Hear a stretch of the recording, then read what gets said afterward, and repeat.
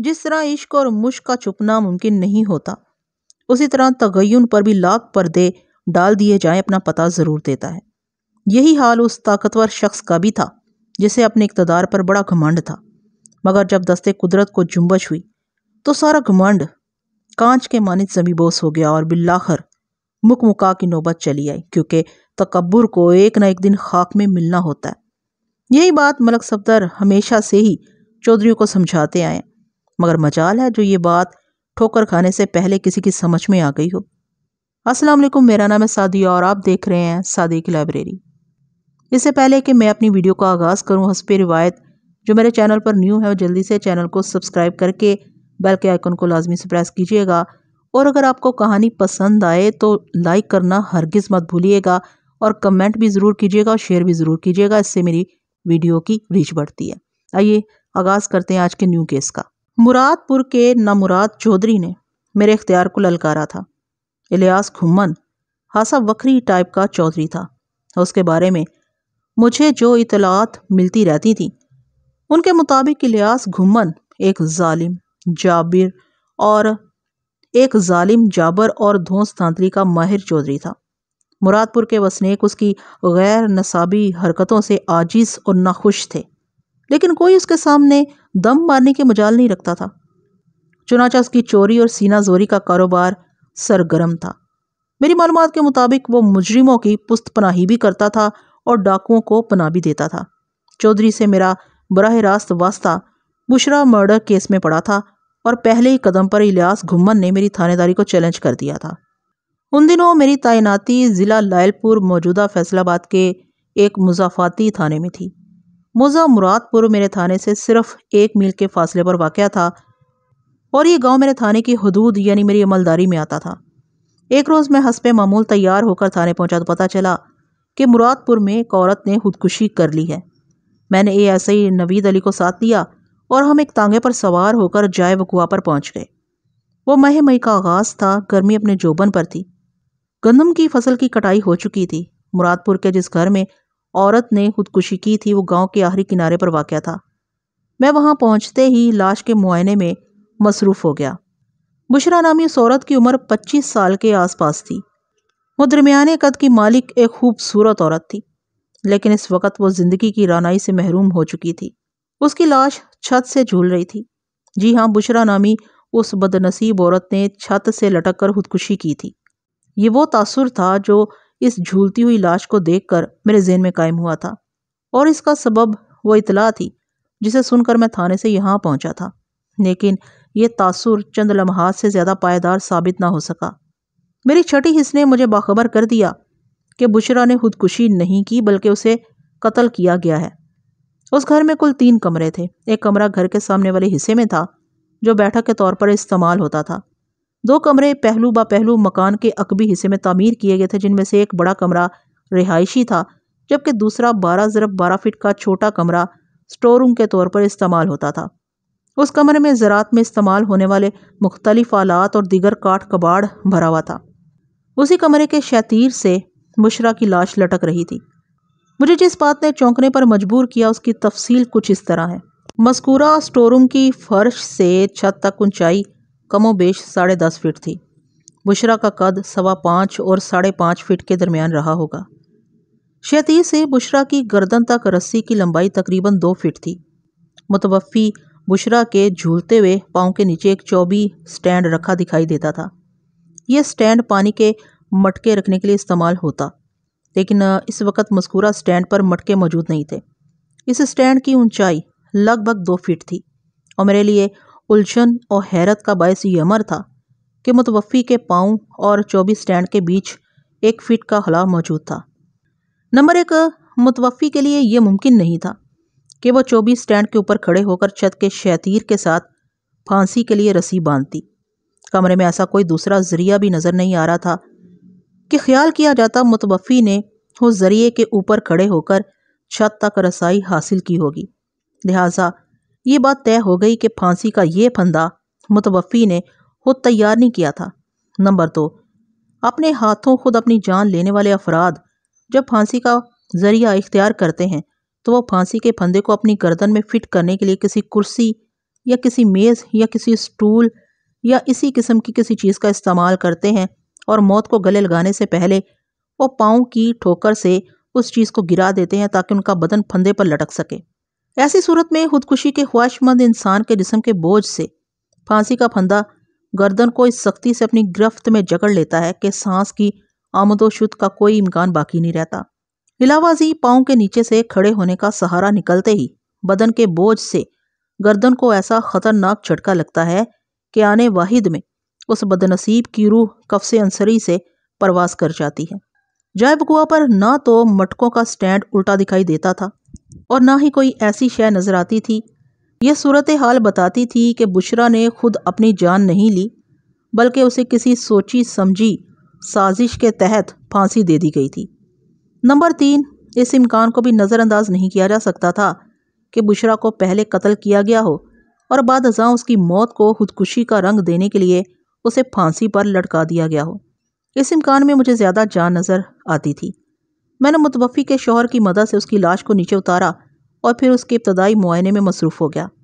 بدقسمت بشرا کے ہاتھ، پاؤں، چہرے، سر اور جسم کے دیگر کھلے ہوئے حصوں پر مجھے کسی ایسی چوٹ یا زخم کا نشان نظر نہیں آیا جو اس کی موت کا سبب بن سکتا ہو۔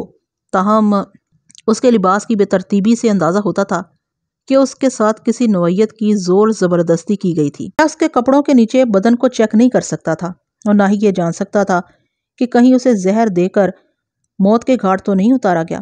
میرے ان تمام تر سوالات کے جوابات پوسٹ مارٹم رپورٹ ہی دے سکتی تھی۔ میں نے ASI سے کہا، نوید، تم بشرا کی لاش کو لے کر ضلعی اسپتال روانہ ہو جاؤ۔ میں موقع کی کارروائی مکمل کرنے کے بعد تھانے آ رہا ہوں۔ میں یہ تانگا لے جاؤں یا لاش کو ڈسٹرکٹ ہاسپٹل پہنچانے کے لیے کوئی اور بندوبست کروں؟ تم تانگا لے جاؤ، میں نے کہا، میں کسی اور ذریعے سے واپس آ جاؤں گا۔ ASI اس بات میں گردن ہلاتے ہوئے اپنے کام میں مصروف ہو گیا۔ میں متوفی کے شوہر اصغر علی کو لے کر گھر کے صحن میں ایک سایہ دار درخت کے نیچے چارپائی پر بیٹھ گیا۔ یہ کل 2 افراد کا خاندان تھا، یعنی متوفی بشرا اور اس کے خاوند اصغر علی۔ لہٰذا سب سے پہلے مجھے اصغر علی ہی سے پوچھ گچھ کرنا تھی۔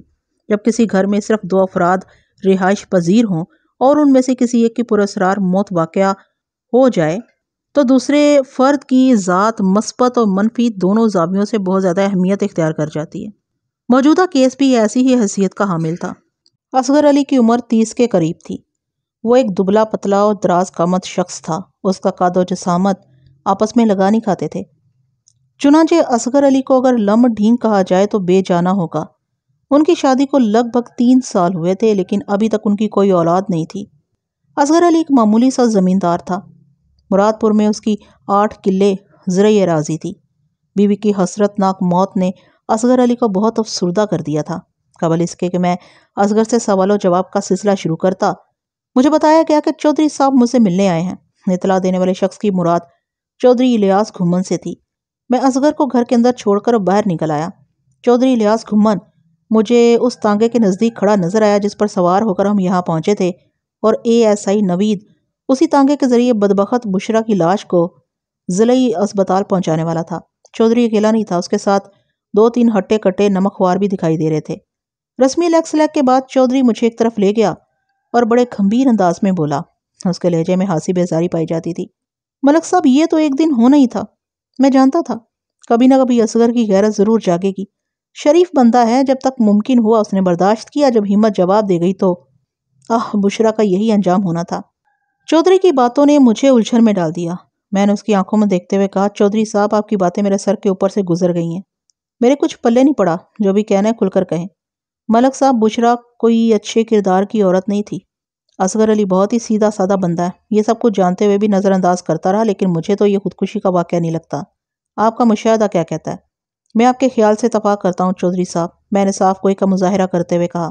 میرے اندازے کے مطابق بشرا کو قتل کرنے کے بعد پھانسی پر لٹکایا گیا ہے۔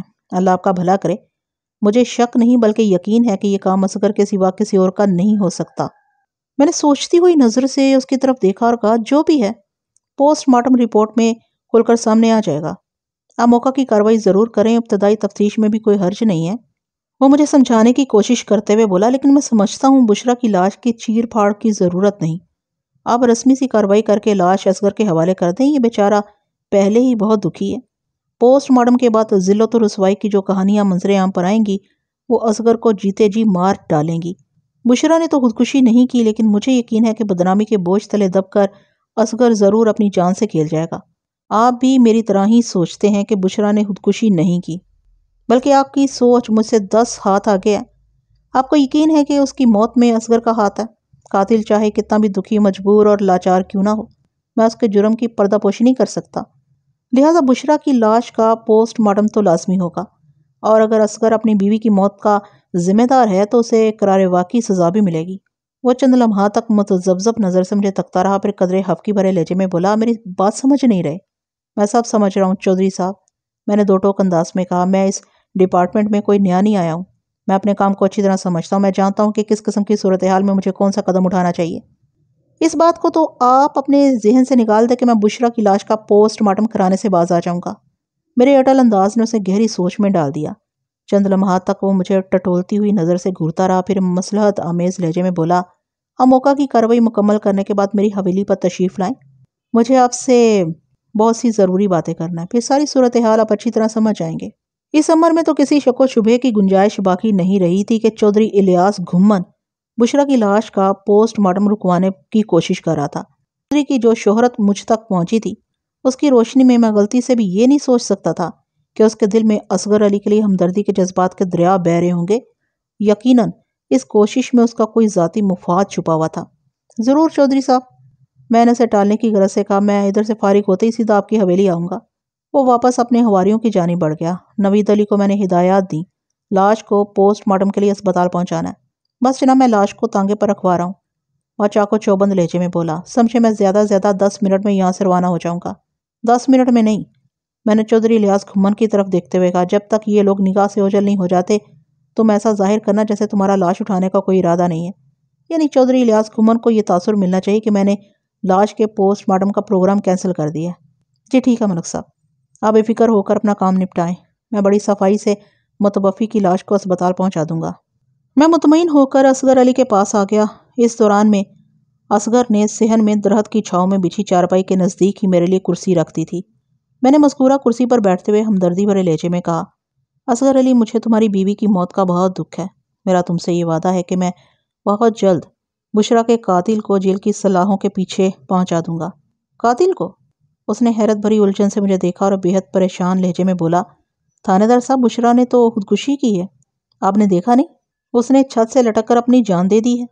مجھے اصغر کی بے وقوفی نما سادگی کا یقین آ گیا۔ جو ہم بات میں نے اور الیاس گھمن نے لاش کو ایک نظر دیکھتے ہی بھانپ لی تھی، وہ اس بدھو اصغر کی سمجھ میں بالکل نہیں بیٹھی تھی۔ وہ میرے سامنے ہاتھ باندھے کھڑا حیران اور پریشان صورت سے مجھے دیکھ رہا تھا۔ میں نے نرمی بھرے انداز میں چارپائی کی سمت اشارہ کرتے ہوئے کہا، آرام سے بیٹھ جاؤ، پھر بات کرتے ہیں۔ اس نے میرے حکم کی تعمیل کی، پھر سوالیہ انداز میں میری طرف دیکھنے لگا۔ اگر تم سمجھتے ہو کہ بشرا نے خودکشی کی ہے تو تمہارا اندازہ بالکل غلط ہے۔ میں نے اس کی آنکھوں میں دیکھتے ہوئے اپنی بات کو آگے بڑھایا۔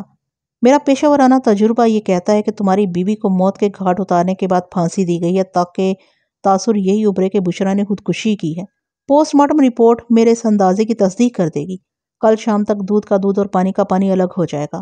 اس کے چہرے پر خدشات اور پریشانی کے ملے جلے تاثرات نمودار ہوئے۔ وہ بے یقینی سے میری طرف دیکھتے ہوئے بولا، لیکن بشرا نے کسی کا کیا بگاڑا ہے؟ کوئی اسے کیوں قتل کرے گا؟ یہ دونوں سوال تو مجھے تم سے پوچھنا چاہیے۔ میں نے اس کے چہرے پر نگاہ جماتے ہوئے تیکھے لہجے میں کہا، مجھ سے کیوں تھانے دار صاحب؟ وہ فکر مندی سے بولا، تم سے اس لیے کہ بشرا تمہاری بیوی تھی۔ میں نے وضاحت کرتے ہوئے کہا، اور اس گھر میں کوئی درجن بھر افراد تو رہائش پذیر ہیں نہیں جو میں ایک ایک سے پوچھ پرتیت کرتا پھروں۔ میں سونے رب کی قسم کھا کر کہتا ہوں تھانے دار صاحب، وہ ملتجیانہ انداز میں بولا، میں بشرا کی موت کے بارے میں کچھ نہیں جانتا۔ لیکن میں تمہاری بات پر اعتبار نہیں کر سکتا۔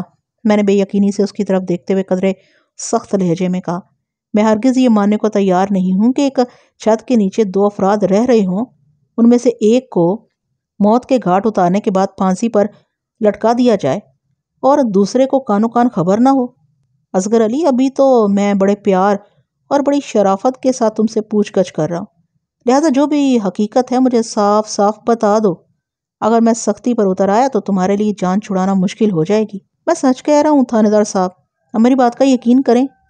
وہ رونی صورت بنا کر بولا، بشرا کے ساتھ پچھلی رات کیا واقعہ پیش آیا مجھے اس کی مطلق خبر نہیں ہے۔ کیا مطلب ہے تمہارا؟ تمہیں بشرا کو پیش آنے والے سنگین حالات کی خبر کیوں نہ ہوئی؟ میں نے تیز نظر سے اسے گھورا۔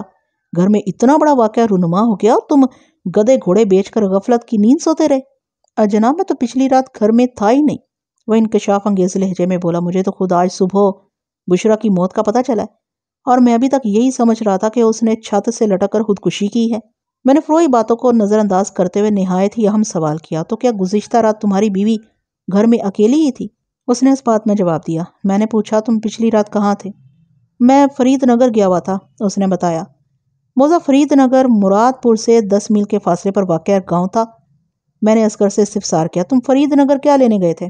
وہاں پر میرا ایک دوست ہے مہر سلیم، وہ وضاحت کرتے ہوئے بولا۔ میں نے اسے کچھ رقم لینا تھی، ارادہ یہی تھا کہ رات کو واپس آ جاؤں گا، لیکن مہر سلیم نے مجھے زبردستی اپنے پاس روک لیا، اور آج صبح جیسے ہی ہلکا سا اجالا ہوا میں فرید نگر سے نکل آیا اور یہاں آ کر بولتے بولتے اس کی آواز باہر آ گئی۔ مجھے کیا پتا تھا کہ میری غیر موجودگی میں بشرا کے ساتھ اتنا بڑا واقعہ پیش آ جائے گا۔ میں نے تو سوچا بھی نہیں تھا کہ جب میں فرید نگر سے لوٹوں گا تو اپنی بیوی کی جھولتی ہوئی لاش سے میرا سامنا ہوگا۔ ان لمحات میں میرے ذہن میں الیاس گھمن کے کہے ہوئے الفاظ گردش کر رہے تھے۔ الیاس گھمن کا خیال تھا، بلکہ اسے یقین تھا کہ بشرا کی موت میں اصغر کا ہاتھ ہے، اور اس کا سبب یہ ہے کہ بشرا کا چال چلن ٹھیک نہیں تھا اور اصغر نے غیرت میں آ کر اپنی بیوی کا کام تمام کر دیا۔ اگرچہ میں نے الیاس گھمن کی بات پر منوعاً بھروسہ نہیں کیا تھا، لیکن ان امکانات کو یکسر مسترد بھی نہیں کیا تھا۔ تم یہ نہیں سمجھنا کہ میں آنکھیں بند کر کے تمہاری سنائی ہوئی کہانی کو سچ مان لوں گا، میں نے کڑی نظر سے اصغر کی طرف دیکھتے ہوئے کہا۔ میں اپنے کسی خاص بندے کو فرید نگر بھیج کر مہر سلیم سے تمہارے بیان کے ایک ایک حصے کی تصدیق کروں گا۔ آپ ضرور تصدیق کریں تھانیدار صاحب، وہ بڑے اعتماد سے بولا۔ میں نے آپ سے کوئی غلط بیانی نہیں کی۔ مہر سلیم آپ کو بتائے گا کہ اس نے ضد کر کے مجھے اپنے پاس روک لیا تھا پچھلی رات کو۔ آپ کو اس بات کا ثبوت مل جائے گا کہ پچھلی رات میں نے فرید نگر میں مہر سلیم کے ساتھ گزاری ہے۔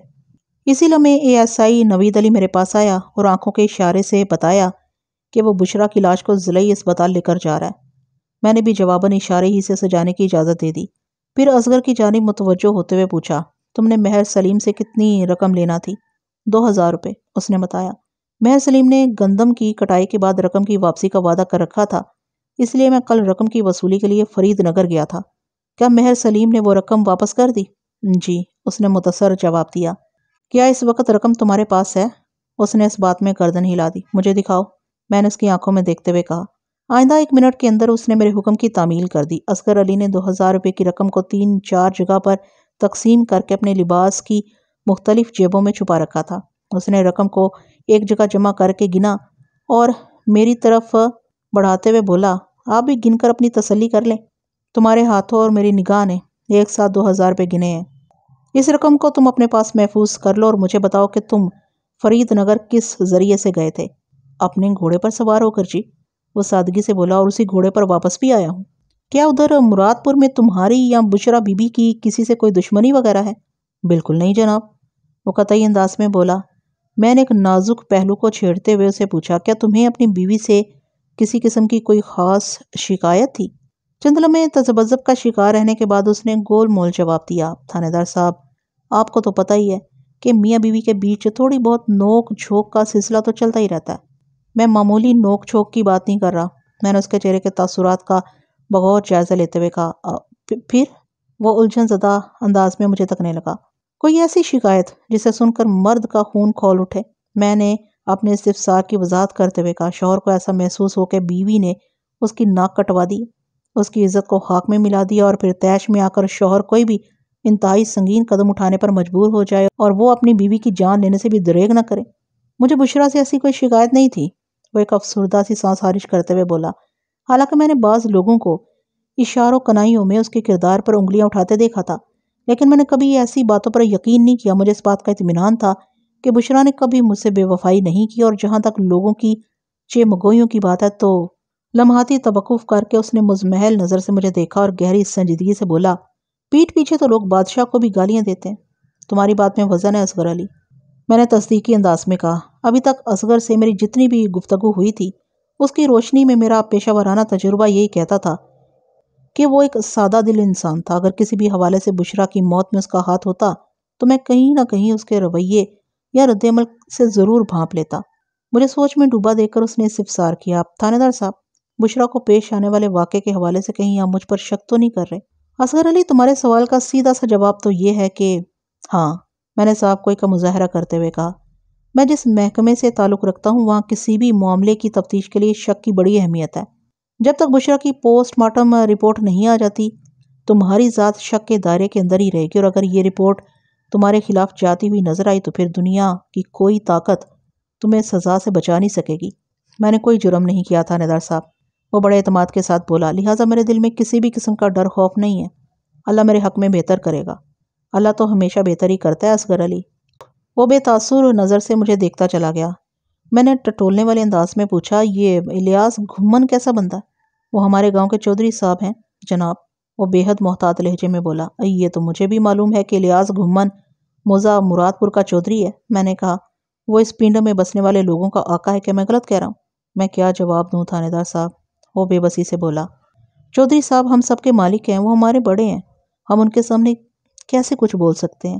سب کا مالک تو وہ ذات پاک ہے جو کل کائنات کا خالق اور ہر ذی روح کا رازق ہے، میں نے گمبھیر انداز میں کہا۔ ویسے تمہارے لیے یہ خوشخبری ہے۔ کیسی خوشخبری تھانے دار صاحب؟ وہ چونک کر مجھے دیکھنے لگا۔ جس الیاس گھمن کو تم اس گاؤں کا مالک سمجھ رہے ہو، اس کے دل میں تمہارے لیے بڑی ہمدردی پائی جاتی ہے، میں نے معنی خیز انداز اختیار کرتے ہوئے کہا۔ تھوڑی دیر پہلے تمہارے گھر کے باہر چودھری سے میری بات چیت ہوئی ہے، مجھے وہ تمہارے لیے خاصا فکر مند نظر آیا۔ اس نے مجھ سے درخواست کی ہے کہ میں ایسا کوئی بھی قدم نہ اٹھاؤں جس سے تمہارے لیے کوئی مشکل کھڑی ہو جائے۔ میں نے اشاروں کنائیوں میں اصغر علی سے کچھ اگلوانے کی کوشش کی تھی، لیکن مجھے اندازہ ہو گیا کہ وہ حد سے زیادہ سیدھا ہے۔ اس نے میرے استفسار کے جواب میں دھیرے سے کہا، یہ تو چودھری صاحب کی مہربانی ہے جناب۔ میں مزید تھوڑی دیر اصغر علی کے پاس بیٹھ کر اسے کھنگالنے کی کوشش کرتا رہا کہ شاید مجھے کوئی ایسا اشارہ مل جائے جس سے میں بشرا کی موت کا معمہ حل کر سکوں، لیکن سر دست مجھے اس کوشش میں کامیابی حاصل نہ ہوئی۔ میں نے اصغر کو ضروری ہدایات دیں اور اس کے گھر سے نکل آیا۔ اصغر علی کے گھر کے سامنے ایک تانگا تیار کھڑا تھا۔ مجھے گھر سے باہر نکلتے دیکھا تو اس تانگے کا کوچوان تیزی سے چلتے ہوئے میرے نزدیک آ گیا اور بڑے ادب سے بولا، تھانے دار صاحب، میں آپ ہی کا انتظار کر رہا تھا، آپ کے ASI صاحب نے میری ڈیوٹی لگائی ہے کہ میں آپ کو تھانے پہنچا دوں۔ چودھری الیاس گھمن نے مجھ سے فرمائش کی تھی کہ میں جائے وقوع کی کارروائی سے فارغ ہونے کے بعد اس کی حویلی جاؤں۔ وہ اس واقعے کے حوالے سے مجھ سے چند ضروری باتیں کرنا چاہتا، لیکن میرا اس کی حویلی پر جانے کا کوئی موڈ نہیں تھا، لہٰذا میں تانگے پر سوار ہو کر تھانے کی سمت روانہ ہو گیا۔ چودھری الیاس گھمن نے بڑے واضح انداز میں مجھے بشرا کی لاش کا پوسٹ مارٹم کرانے سے منع کیا تھا۔ اس کے پیچھے اس کا کون سا مقصد کار فرما تھا، اس بارے میں فی الحال مجھے کوئی درست اندازہ نہیں تھا۔ میں نے چودھری سے ہونے والی گفتگو سے جو نتیجہ حاصل کیا، یا یوں سمجھ لیں کہ میں نے اس کی باتوں سے جو تاثر لیا، وہ یہ تھا کہ چودھری اصغر علی سے گہری ہمدردی جتانے کی کوشش کر رہا تھا، جبکہ متوفی بشرا کے لیے چودھری کے ہر انداز سے خفگی اور ناپسندیدگی جھلکتی تھی۔ میں نے سر دست یہی فیصلہ کیا تھا کہ پوسٹ مارٹم کی ابتدائی رپورٹ آنے کے بعد ہی میں الیاس گھمن سے تفصیلی ملاقات کروں گا۔ تھانے میں آنے کے بعد میں روزمرہ کے کاموں میں اس قدر مصروف ہو گیا تھا کہ مجھے وقت گزرنے کا احساس ہی نہیں ہوا۔ جب میں تھانے پہنچا تو اس وقت ظہر کی اذان ہو رہی تھی۔ میرے محتاط اندازے کے مطابق تب تک نوید علی کو اسپتال سے واپس آ جانا چاہیے تھا، مگر وہ مجھے تھانے میں کہیں نظر نہیں آیا تھا۔ پھر میں بھی کام میں لگ گیا تھا۔ لگ بھگ عصر کے وقت مجھے تشویش نے گھیر لیا، کیونکہ ابھی تک ASI کی واپسی نہیں ہوئی تھی۔ مراد پور سے میرے تھانے کا فاصلہ صرف 1 میل تھا اور تھانے سے سرکاری اسپتال محض آدھے میل کے فاصلے پر واقع تھا۔ اسپتال میں چاہے کتنی بھی دیر لگتی، ہر حال میں نوید کو اب تک تھانے پہنچ جانا چاہیے تھا، مگر اس کا دور دور تک کچھ پتہ نہیں تھا۔ اس صورتحال میں ہاتھ پر ہاتھ رکھے بیٹھا انتظار نہیں کر سکتا تھا۔ میں نے فوراً 2 ہوشیار قسم کے پولیس اہلکاروں کو سرکاری اسپتال کی سمت دوڑا دیا تاکہ وہ ASI کے بارے میں مکمل معلومات حاصل کریں۔ نوید علی سے میں کسی غفلت اور کوتاہی کی توقع نہیں کر سکتا تھا۔ وہ ایک تجربہ کار پولیس اہلکار اور میرے بھروسے کا بندہ تھا۔ آدھا میل کا کوئی فاصلہ نہیں ہوتا، وہ دونوں اہلکار گھوڑوں کو سرپٹ بھگاتے ہوئے تھانے سے روانہ ہوئے تھے، اور واپسی کا سفر بھی انہوں نے ایسی ہی تیز رفتاری سے طے کیا تھا۔ وہ دونوں شام سے پہلے میرے سامنے موجود تھے۔ ان کے اترے ہوئے چہروں نے میری تشویش میں کئی گنا اضافہ کر دیا تھا۔ میں نے باری باری ان کی لٹکی ہوئی صورتوں کا جائزہ لیا اور سرسراتی ہوئی آواز میں استفسار کیا، نوید علی، کیا خبر ہے؟ بولنے سے پہلے انہوں نے سوالیہ نظروں سے ایک دوسرے کو دیکھا، پھر ایک نے گھمبیر انداز میں بتایا، ملک صاحب، کوئی اچھی خبر نہیں ہے، بجھارتے نہیں ڈالو۔ میں نے سخت لہجے میں کہا، مجھے کھل کر بتاؤ، ASI کے ساتھ کیا ہوا ہے؟ اسپتال سے حاصل ہونے والی معلومات کے مطابق نوید علی وہاں پہنچا ہی نہیں، دوسرے کانسٹیبل نے جواب دیا۔ نوید اسپتال نہیں پہنچا؟ کیا مطلب؟ کانسٹیبل کی فراہم کردہ اطلاع نے مجھے اچھلنے پر مجبور کر دیا تھا۔ یہ تم کیا کہہ رہے ہو؟ ایسا کیسے ہو سکتا ہے؟ ایسا ہی ہوا ہے ملک صاحب، پہلے والے کانسٹیبل نے قدرے زور دے کر کہا۔ یہی حقیقت ہے کہ ASI نوید اسپتال نہیں پہنچا۔ وہ لوگ ہم سے بھلا غلط بیانی کیوں کریں گے؟ اگر نوید اسپتال نہیں پہنچا تو پھر کہاں چلا گیا؟ میں کرسی سے اٹھ کر کمرے میں ٹہلنے لگا۔ اور بشرا کی لاش کا کیا ہوا؟ ملک صاحب، اسپتال کے ریکارڈ کے مطابق آج کی تاریخ میں کسی بھی لاش کو وہاں نہیں پہنچایا گیا، مجھے بتایا گیا۔ نوید علی کوچوان، امیر بخش اور بشرا کی لاش کا کوئی اتا پتہ ہے اور نہ ہی اس تانگے کا کوئی سراغ جس پر نوید بشرا کی لاش کو مراد پور سے سرکاری اسپتال پہنچانے والا تھا۔ میری پوری پیشہ ورانہ زندگی میں ایسا واقعہ پہلے کبھی پیش نہیں آیا تھا۔ میرا ذہن برق رفتاری سے اپنے ASI کے بارے میں سوچ رہا تھا کہ ایک چہرہ میری نگاہ کے سامنے گھوم گیا اور وہ چہرہ تھا مراد پور کے چودھری الیاس کھمن کا۔ چودھری اس بات کے حق میں نہیں تھا کہ میں بشرا کا پوسٹ مارٹم کراؤں۔ اس نے بڑے واضح الفاظ میں مجھے اس کام سے باز رہنے کی تاکید کی تھی۔ اس تناظر میں میرے ذہن میں یہ خیال چمکا، کہیں ASI کی گمشدگی میں الیاس کھمن کا ہاتھ تو نہیں۔ میری اطلاعات کے مطابق الیاس کھمن جس کی معاش کا آدمی تھا، اسے کسی بھی گھٹیا حرکت کی توقع کی جا سکتی تھی۔ میں نے فیض احمد حوالدار کو ساتھ لیا اور ہم ایک تانگے پر سوار ہو کر مراد پور کی جانب روانہ ہو گئے۔ مجھے امید تھی کہ یہ پراسرار گمشدگی میرے تھانے اور مراد پور کے بیچ ہی کہیں ہوئی ہوگی، کیونکہ تھانے اور اسپتال کے درمیان کا آدھا میل کا ٹکڑا خاصا بارونق اور مصروف تھا۔ اس سڑک پر ٹریفک کی آمد و رفت جاری رہتی تھی۔ اگر یہاں پر کوئی غیر معمولی واقعہ رونما ہوا ہوتا تو وہ چھپا نہیں رہ سکتا تھا، جبکہ تھانے اور مراد پور کے درمیان حائل 1 میل کے فاصلے کی کیفیت بالکل مختلف تھی۔ ایک تو یہ کچا راستہ تھا جو کھیتوں کے بیچوں بیچ گزرتا تھا، پھر اس 1 میل کے ٹکڑے کا ایک حصہ جنگل سے بھی ملتا تھا۔ اغلب امکان اسی بات کا تھا کہ ASI والا تانگا اسی علاقے میں کہیں غائب ہوا ہوگا۔ میں نے ادھر کا رخ کرنے سے پہلے ہر نوعیت کی ضروری تیاری کر لی تھی۔ شام ہونے والی تھی اور اس کے بعد رات کو آنے سے کوئی روک نہیں سکتا تھا، اور رات اپنے ساتھ تاریکی بھی ضرور لاتی۔ اسی بات کو ذہن میں رکھتے ہوئے میں نے 2 طاقتور ٹارچز بھی ساتھ رکھ لی تھیں، تاکہ اگر ASI اینڈ کمپنی کی تلاش میں ہمیں دیر بھی ہو جائے تو ہم ان ٹارچز کو روشن کر کے اندھیرے کا سینہ چیر کر اپنا کام پایا تکمیل تک پہنچا سکیں۔ فیض احمد کو میں نے الیاس کھمن سے ہونے والی باتوں کے بارے میں بتا دیا تھا۔ اس نے کہا، ملک صاحب، مجھے تو لگتا ہے یہ چودھری کی شرارت ہے۔ الیاس کھمن نہیں چاہتا تھا کہ بشرا کی لاش کا پوسٹ مارٹم ہو۔ تمہیں تو صرف لگتا ہے اور مجھے یقین ہے فیض احمد، چودھری کو بالکل بھی اندازہ نہیں کہ اس نے کہاں سینگ پھنسائے ہیں۔ یہ شرارت اسے بہت مہنگی پڑے گی۔ اگر آپ کو یقین ہے کہ یہ سب چودھری کا کیا دھرا ہے تو پھر ہم سیدھا اسی کی طرف چلتے ہیں حویلی میں، حوالدار نے تجویز دی۔ بلی خود ہی تھیلے سے باہر آ جائے گی۔ فیض احمد، یہ بڑی چال باز بلی ہے، میں نے مانی خیز انداز میں کہا۔ اس نے تھیلے میں گھستے ہی بچے دے دیے ہیں۔ اسے تھیلے سے نکالنا اتنا آسان کام ثابت نہیں ہوگا جتنا تم سمجھ رہے ہو۔ پھر کیا کریں ملک صاحب؟ اس نے سوالیہ نظر سے مجھے دیکھا۔ میں نے ایک جانب اشارہ کرتے ہوئے کہا، وہاں تانگا روک لو۔ اس تانگے میں صرف ہم 2 افراد ہی تھے۔ حوالدار فیض احمد میری معاونت کے علاوہ کوچوان کی ڈیوٹی بھی دے رہا تھا۔ ہم نے اپنے ساتھ بھیڑ بھاڑ جمع کرنے کی کوشش نہیں کی تھی۔ کسی زمانے میں فیض احمد تانگا چلایا کرتا تھا۔ یہ اس وقت کا ذکر ہے جب اس نے پولیس ڈپارٹمنٹ کو جوائن نہیں کیا تھا۔ فیض احمد کی تعلیم تو واجبی سی تھی، لیکن وہ اپنی ذہانت اور محنت کے بل پر ترقی کر کے حوالدار کے عہدے تک پہنچ گیا تھا۔ ذہانت کا تعلق تعلیم سے ہرگز نہیں ہے۔ اگر ایسا ہوتا تو بے ڈگری کے تمام انسان یا تو بھوکے مر جاتے یا پھر انہیں غلام بنا لیا جاتا۔ حوالدار نے میرے حکم کی تعمیل میں ایک جگہ تانگا روک دیا۔ یہ وہ مقام تھا جہاں سے کچا راستہ جنگل کو چھوتا ہوا نکلتا تھا۔ کوئی نادیدہ قوت میرے اندر چیخ چیخ کر یہ اشارہ دے رہی تھی کہ نوید علی کی تلاش میں مجھے سب سے پہلے جنگل کو چیک کرنا چاہیے۔ اب اسے میری چھٹی حص یا وجدان یا غیبی مدد بھی کہہ سکتے ہیں۔ فی الحال ہم اس جنگل کے اندر جا رہے ہیں، میں نے فیصلہ کن لہجے میں کہا۔ جہاں تک تانگا آسانی سے جا سکتا ہے تم اسے چلاتے رہو، اس کے بعد ہم پیدل چلتے ہوئے اپنا مشن جاری رکھیں گے، اور اگر ہمیں اس مقصد میں کامیابی حاصل نہیں ہوئی تب ہم چودھری کی حویلی کا رخ کریں گے، ٹھیک ہے نا؟ جی ملک صاحب، میں آپ کی پلاننگ کو اچھی طرح سمجھ رہا ہوں۔ جنگل کے اندر تانگا زیادہ آگے تک نہ جا سکا، لہٰذا فیض احمد نے تانگے کو ایک موٹے تنے والے درخت کے ساتھ پارک کیا اور ہم محتاط قدموں سے آگے بڑھنے لگے۔ سورج غروب ہونے میں ابھی کچھ وقت باقی تھا، لیکن جنگل کے اندرونی حصے میں گھنے درختوں کی وجہ سے ایسا محسوس ہوتا تھا جیسے رات نے اپنی سیاہ زلفیں کھول دی ہوں۔ تاہم ابھی اس قدر اجالا تھا کہ ٹارچز آن کرنے کی ضرورت محسوس نہیں ہو رہی تھی۔ آئندہ آدھے گھنٹے میں ہم نے اپنی عقل، اپنی ہمت اور اپنی ٹارچز کی مدد سے جنگل کے اندر ASI Naveed Ali and company کی تلاش میں جو اقدام اٹھائے ان کی تفصیل بیان کرنے بیٹھا تو یہ کہانی پھیل کر لمبی ہو جائے گی۔ مختصراً یہ کہ ہم نے اس مشن میں کامیابی حاصل کر لی تھی۔ نوید علی اور کوچوان امیر بخش زخموں سے چور جنگل کے اندرونی حصے میں مل گئے۔ وہ دونوں زندہ تھے لیکن نیم بے ہوشی کی حالت میں تھے۔ تانگے اور بشرا کی لاش کا کوئی سراغ نہیں مل سکا۔ اغلب امکان یہی تھا کہ جن لوگوں نے انہیں اس حال کو پہنچایا تھا وہ تانگے اور بشرا کی لاش کو اپنے ساتھ لے گئے تھے۔ گویا میرے اندازے کے عین مطابق یہ ہنگامی کارروائی صرف اور صرف بشرا کی لاش کو حاصل کرنے کے لیے کی گئی تھی۔ مقصد واضح تھا کہ وہ لوگ بشرا کی لاش کا پوسٹ مارٹم نہیں چاہتے تھے، اور میری معلومات کے مطابق یہ خواہش الیاس گمن کی تھی۔ اب اس عمر میں کسی شک و شبے کی گنجائش باقی نہیں رہ گئی تھی کہ ASI اینڈ کمپنی کو پیش آنے والے افسوسناک واقعے کے پیچھے چودھری الیاس گمن کا ہاتھ تھا۔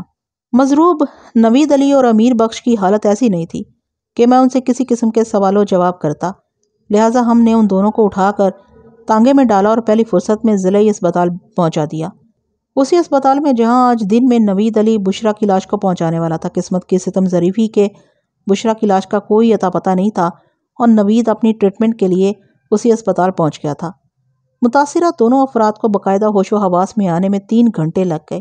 نصف شب کے بعد ڈاکٹر نے مجھ سے کہا، دونوں بندے خطرے سے باہر ہیں، لیکن بہتر یہی ہوگا کہ انہیں تھوڑا آرام کرنے دیا جائے۔ آپ نے ان سے جو بھی پوچھنا ہے آپ صبح آ کر پوچھ لیجئے گا۔ ٹھیک ہے ڈاکٹر صاحب، میں نے تشکرانہ لہجے میں کہا۔ اب میں آپ کی ہدایت کو ذہن میں رکھوں گا۔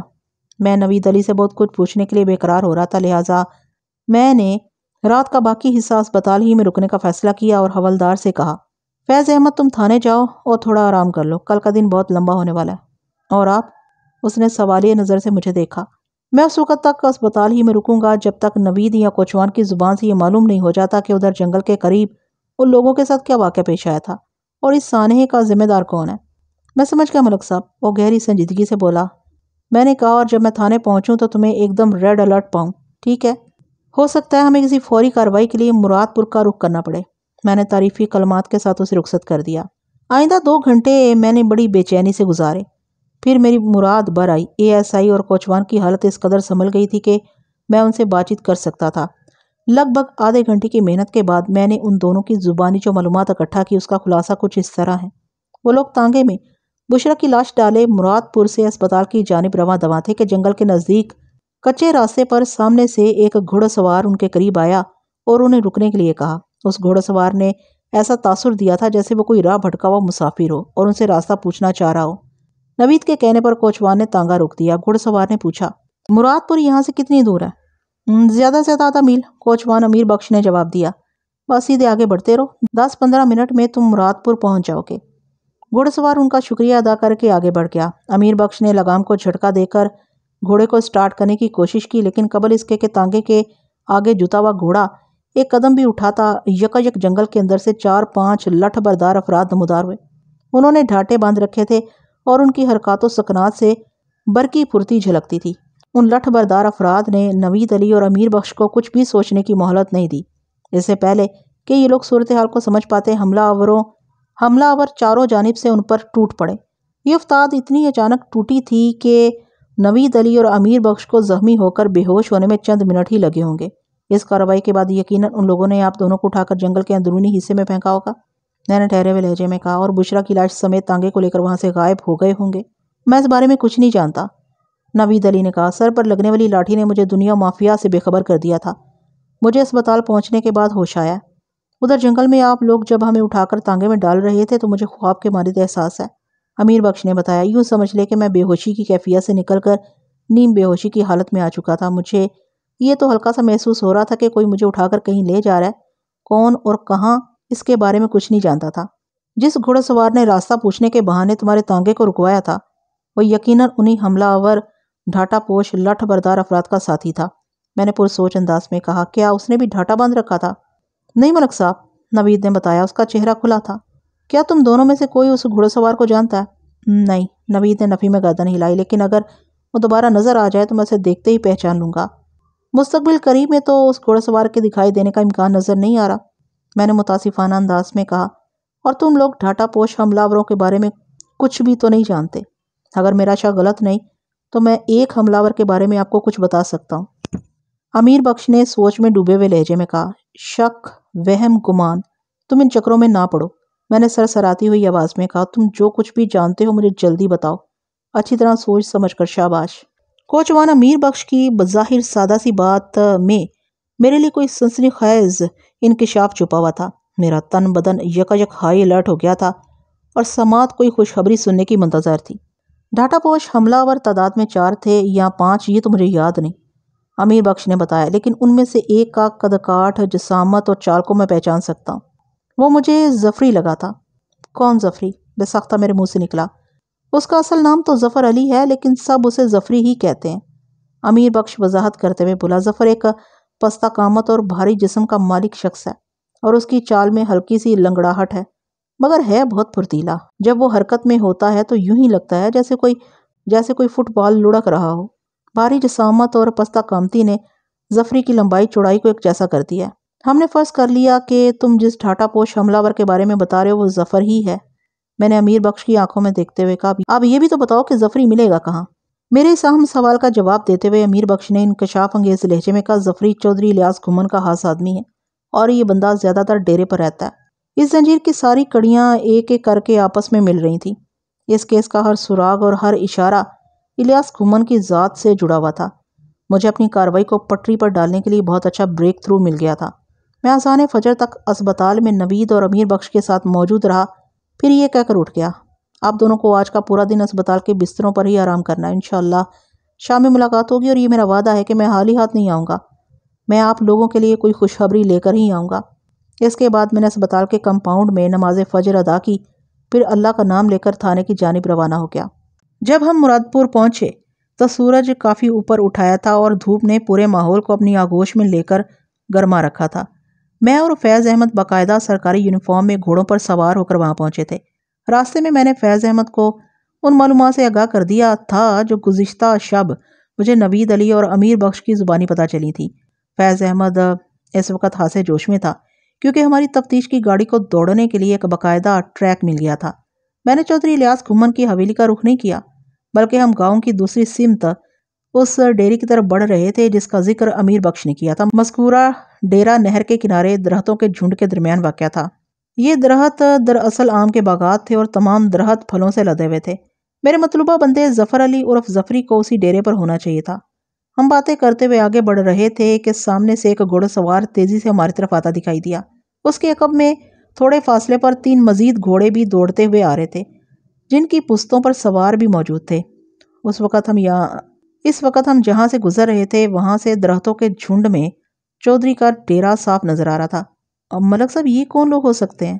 فیض احمد نے ان گھوڑا سواروں کی طرف اشارہ کرتے ہوئے کہا۔ میری نگاہ بھی انہی لوگوں پر جمی ہوئی تھی۔ میں نے سب سے آگے والے اکیلے گھوڑا سوار کو دور ہی سے پہچان لیا۔ میں نے فیض احمد کے سوال کے جواب میں کہا، لگتا ہے چودھری نے مراد پور کی حدود میں جاسوسی کا ایک مربوط نظام قائم کر رکھا ہے، اسے ہماری خفیہ آمد کی خبر ہو چکی ہے۔ اوہو، یہ کمبخت چودھری ہمارے کام میں کہیں روڑے نہ اٹکا دے۔ اٹکا دے کوئی مسئلہ نہیں ہے، میں نے بے پرواہی سے کہا، آج یہ مجھے کسی بھی قسم کی کارروائی سے روک نہیں سکتا۔ میں اس کے تمام روڑوں کو تفتیش کے بلڈوزر کے نیچے کچل ڈالوں گا۔ تم نے ایک کام کرنا ہے۔ جی حکم ملک صاحب، وہ بے حد سنجیدگی سے بولا۔ میں چودھری کو باتوں میں لگاؤں گا، میں نے الیاس گھمن پر نگاہ رکھتے ہوئے کہا۔ اس بیچ میں تم چپکے سے کھسک لینا اور ایک چکر لگا کر ڈیرے کی عقبی سمت نکل جانا، پھر نہر اور ڈیرے کے درمیان کسی جگہ رک کر ڈیرے پر کڑی نگاہ رکھنا۔ غیر ممکن ہے کہ جب میں تفتیش نما ہانکا کروں تو ظفری ڈیرے کی عقبی جانب سے فرار ہونے کی کوشش کرے، ایسی صورت میں تم نے اسے بھاگنے کا موقع نہیں دینا، ٹھیک ہے نا؟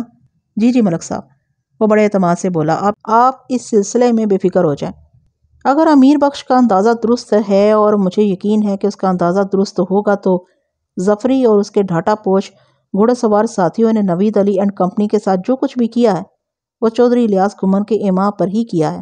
چودھری پر براہ راست ہاتھ ڈالنے کے لیے مجھے اس کی کارستانی کا ثبوت چاہیے ہوگا، وہ بھی ٹھوس، اور یہ ثبوت میں ظفری کی زبان سے اگلواؤں گا، لہٰذا ہمیں پہلی فرصت میں ظفری کو اپنی تحویل میں لینا ہے۔ انشاءاللہ ایسا ہی ہوگا، فیض احمد نے کہا۔ چند لمحات کے بعد وہ لوگ ہمارے سامنے تھے۔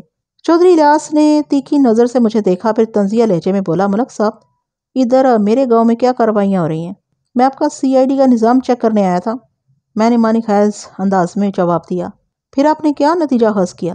آپ کا نظام بڑا فعال ہے، میں نے اس کی آنکھوں میں دیکھتے ہوئے کہا، جس کے ثبوت کے طور پر آپ اس وقت میرے سامنے کھڑے ہیں۔ وہ چند لمحات تک ٹٹولنے والی نگاہ سے مجھے دیکھتا رہا، پھر برا سا منہ بناتے ہوئے بولا، ملک صاحب میں آپ سے خفا ہوں۔ ملک صاحب، قبل اس کے کہ میں الیاس گھمن کی حقیقی کی وجہ دریافت کرتا، حوالدار فیض احمد نے مجھے مخاطب کر لیا۔ پکے ہوئے آموں کی خوشبو مجھے مست کر رہی ہے، اگر آپ کی اجازت ہو تو میں 2-4 آم چوس لوں، مجھے یہ سمجھنے میں قطعاً کوئی دقت محسوس نہیں ہوئی کہ فیض احمد نے وہاں سے کھسکنے کے لیے یہ بہانہ تراشا تھا۔ میں نے دریا دلی کا مظاہرہ کرتے ہوئے قدرے شوخ لہجے میں کہا، مجھے تو کوئی اعتراض نہیں، کیونکہ ہم جس کام کی غرض سے یہاں آئے تھے وہ مکمل ہو چکا۔ آپ تم میری طرف سے بالکل فری ہو، لیکن یہ باغات چودھری صاحب کی ملکیت ہیں۔ اخلاقی طور پر ان کی اجازت کے بغیر تمہیں کسی طرح سے کام بھی نہیں توڑنا چاہیے۔ میری کام مکمل ہو چکا والی بات نے چودھری کو چوکنا کر دیا تھا۔ فیض احمد سوالیہ نظر سے چودھری الیاس گھومن کو تکنے لگا۔ چودھری ٹھہرے ہوئے لہجے میں بولا، حوالدار صاحب، ان باغات کو آپ اپنا ہی سمجھو، جتنا دل چاہے پیٹ بھر کر کھاؤ، اور اگر خواہش ہو تو تھیلے میں بھر کر اپنے ساتھ لے جاؤ۔ فیض احمد فوراً سے بیشتر چودھری کا شکریہ ادا کر کے گھوڑے کو ایک جانب بڑھا لے گیا۔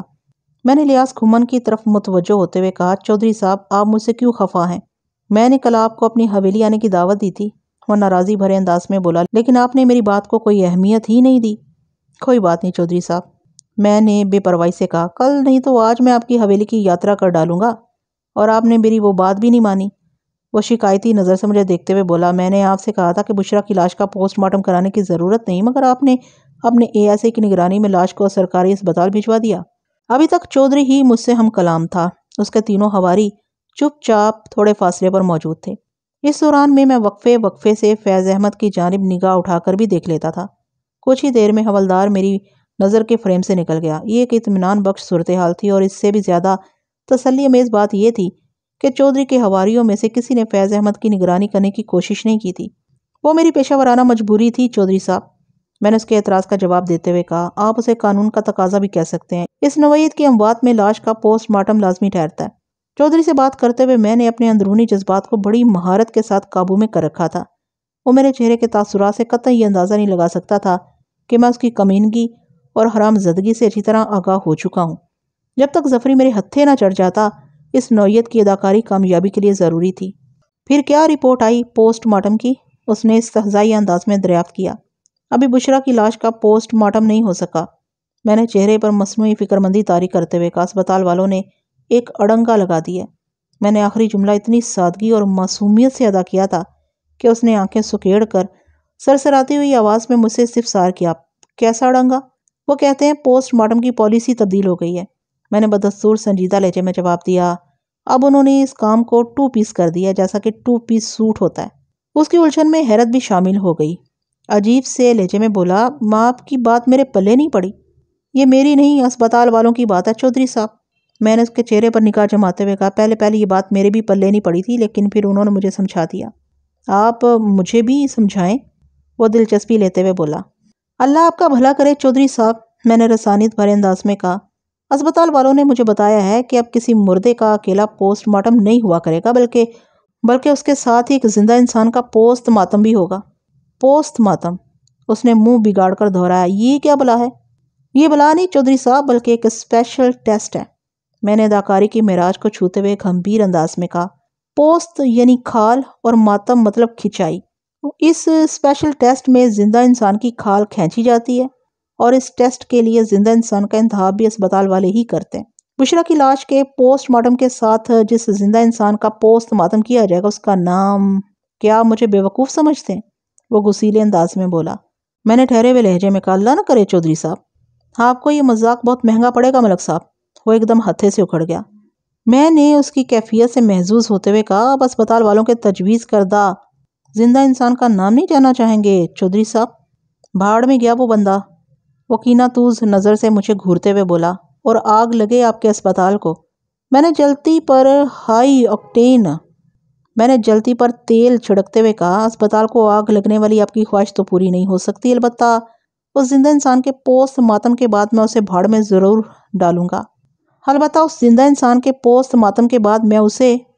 ضرور ڈالوں گا۔ آپ کا مطلب کیا ہے؟ وہ بے حد چوکنا نظر سے مجھے گھورنے لگا۔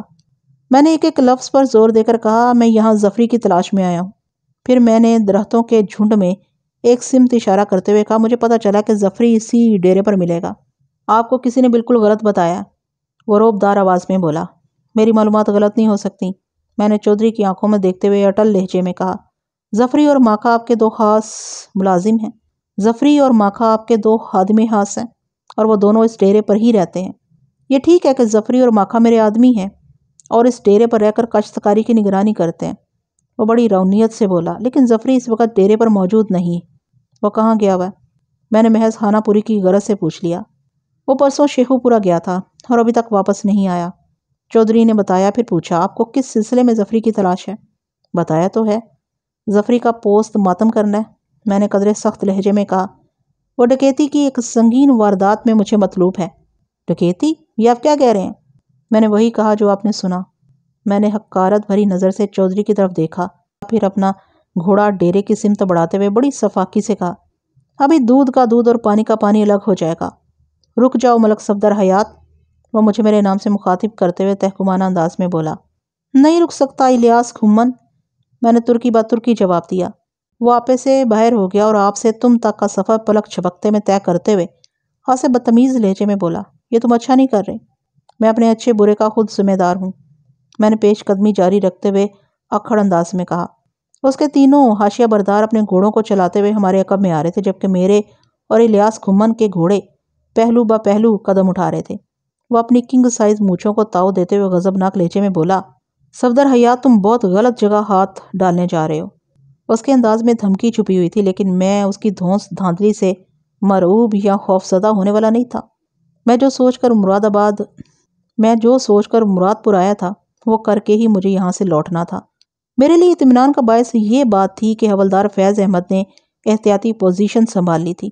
میں نے خوب سوچ سمجھ کر ہی اس غلط جگہ پر ہاتھ ڈالنے کا فیصلہ کیا۔ چودھری، میں نے بھی لحاظ مروت اور ادب و آداب کو بلائے طاق رکھتے ہوئے کھرے لہجے میں کہا، تم یہ روپ کسی اور پر جا کر ڈالنا، میں تمہاری گیدڑ بھبکیوں میں آنے والا نہیں ہوں۔ یہ تو وقت ہی بتائے گا کہ کون گیدڑ ہے اور کون شیر۔ وہ سنسناتے ہوئے لہجے میں بولا، چودھری الیاس کھمن سے متھا لگانا تمہیں بہت مہنگا پڑے گا۔ پرواہ نہیں ہے، میں نے بے پرواہی سے کہا، مہنگے سستے کا حساب بعد میں کریں گے۔ میرے لہجے میں چودھری کے لیے اس قدر بے اتنائی اور حقارت بھری ہوئی تھی کہ وہ سلگ کر رہ گیا۔ اگلے ہی لمحے اس کی غراہٹ نے میری سماعت تک رسائی حاصل کر لی۔ تمہیں سرکار نے وردی اس لیے نہیں دی تھی کہ تم کہیں بھی دن دناتے ہوئے گھس جاؤ۔ میں تمہاری شکایت اوپر تک پہنچاؤں گا۔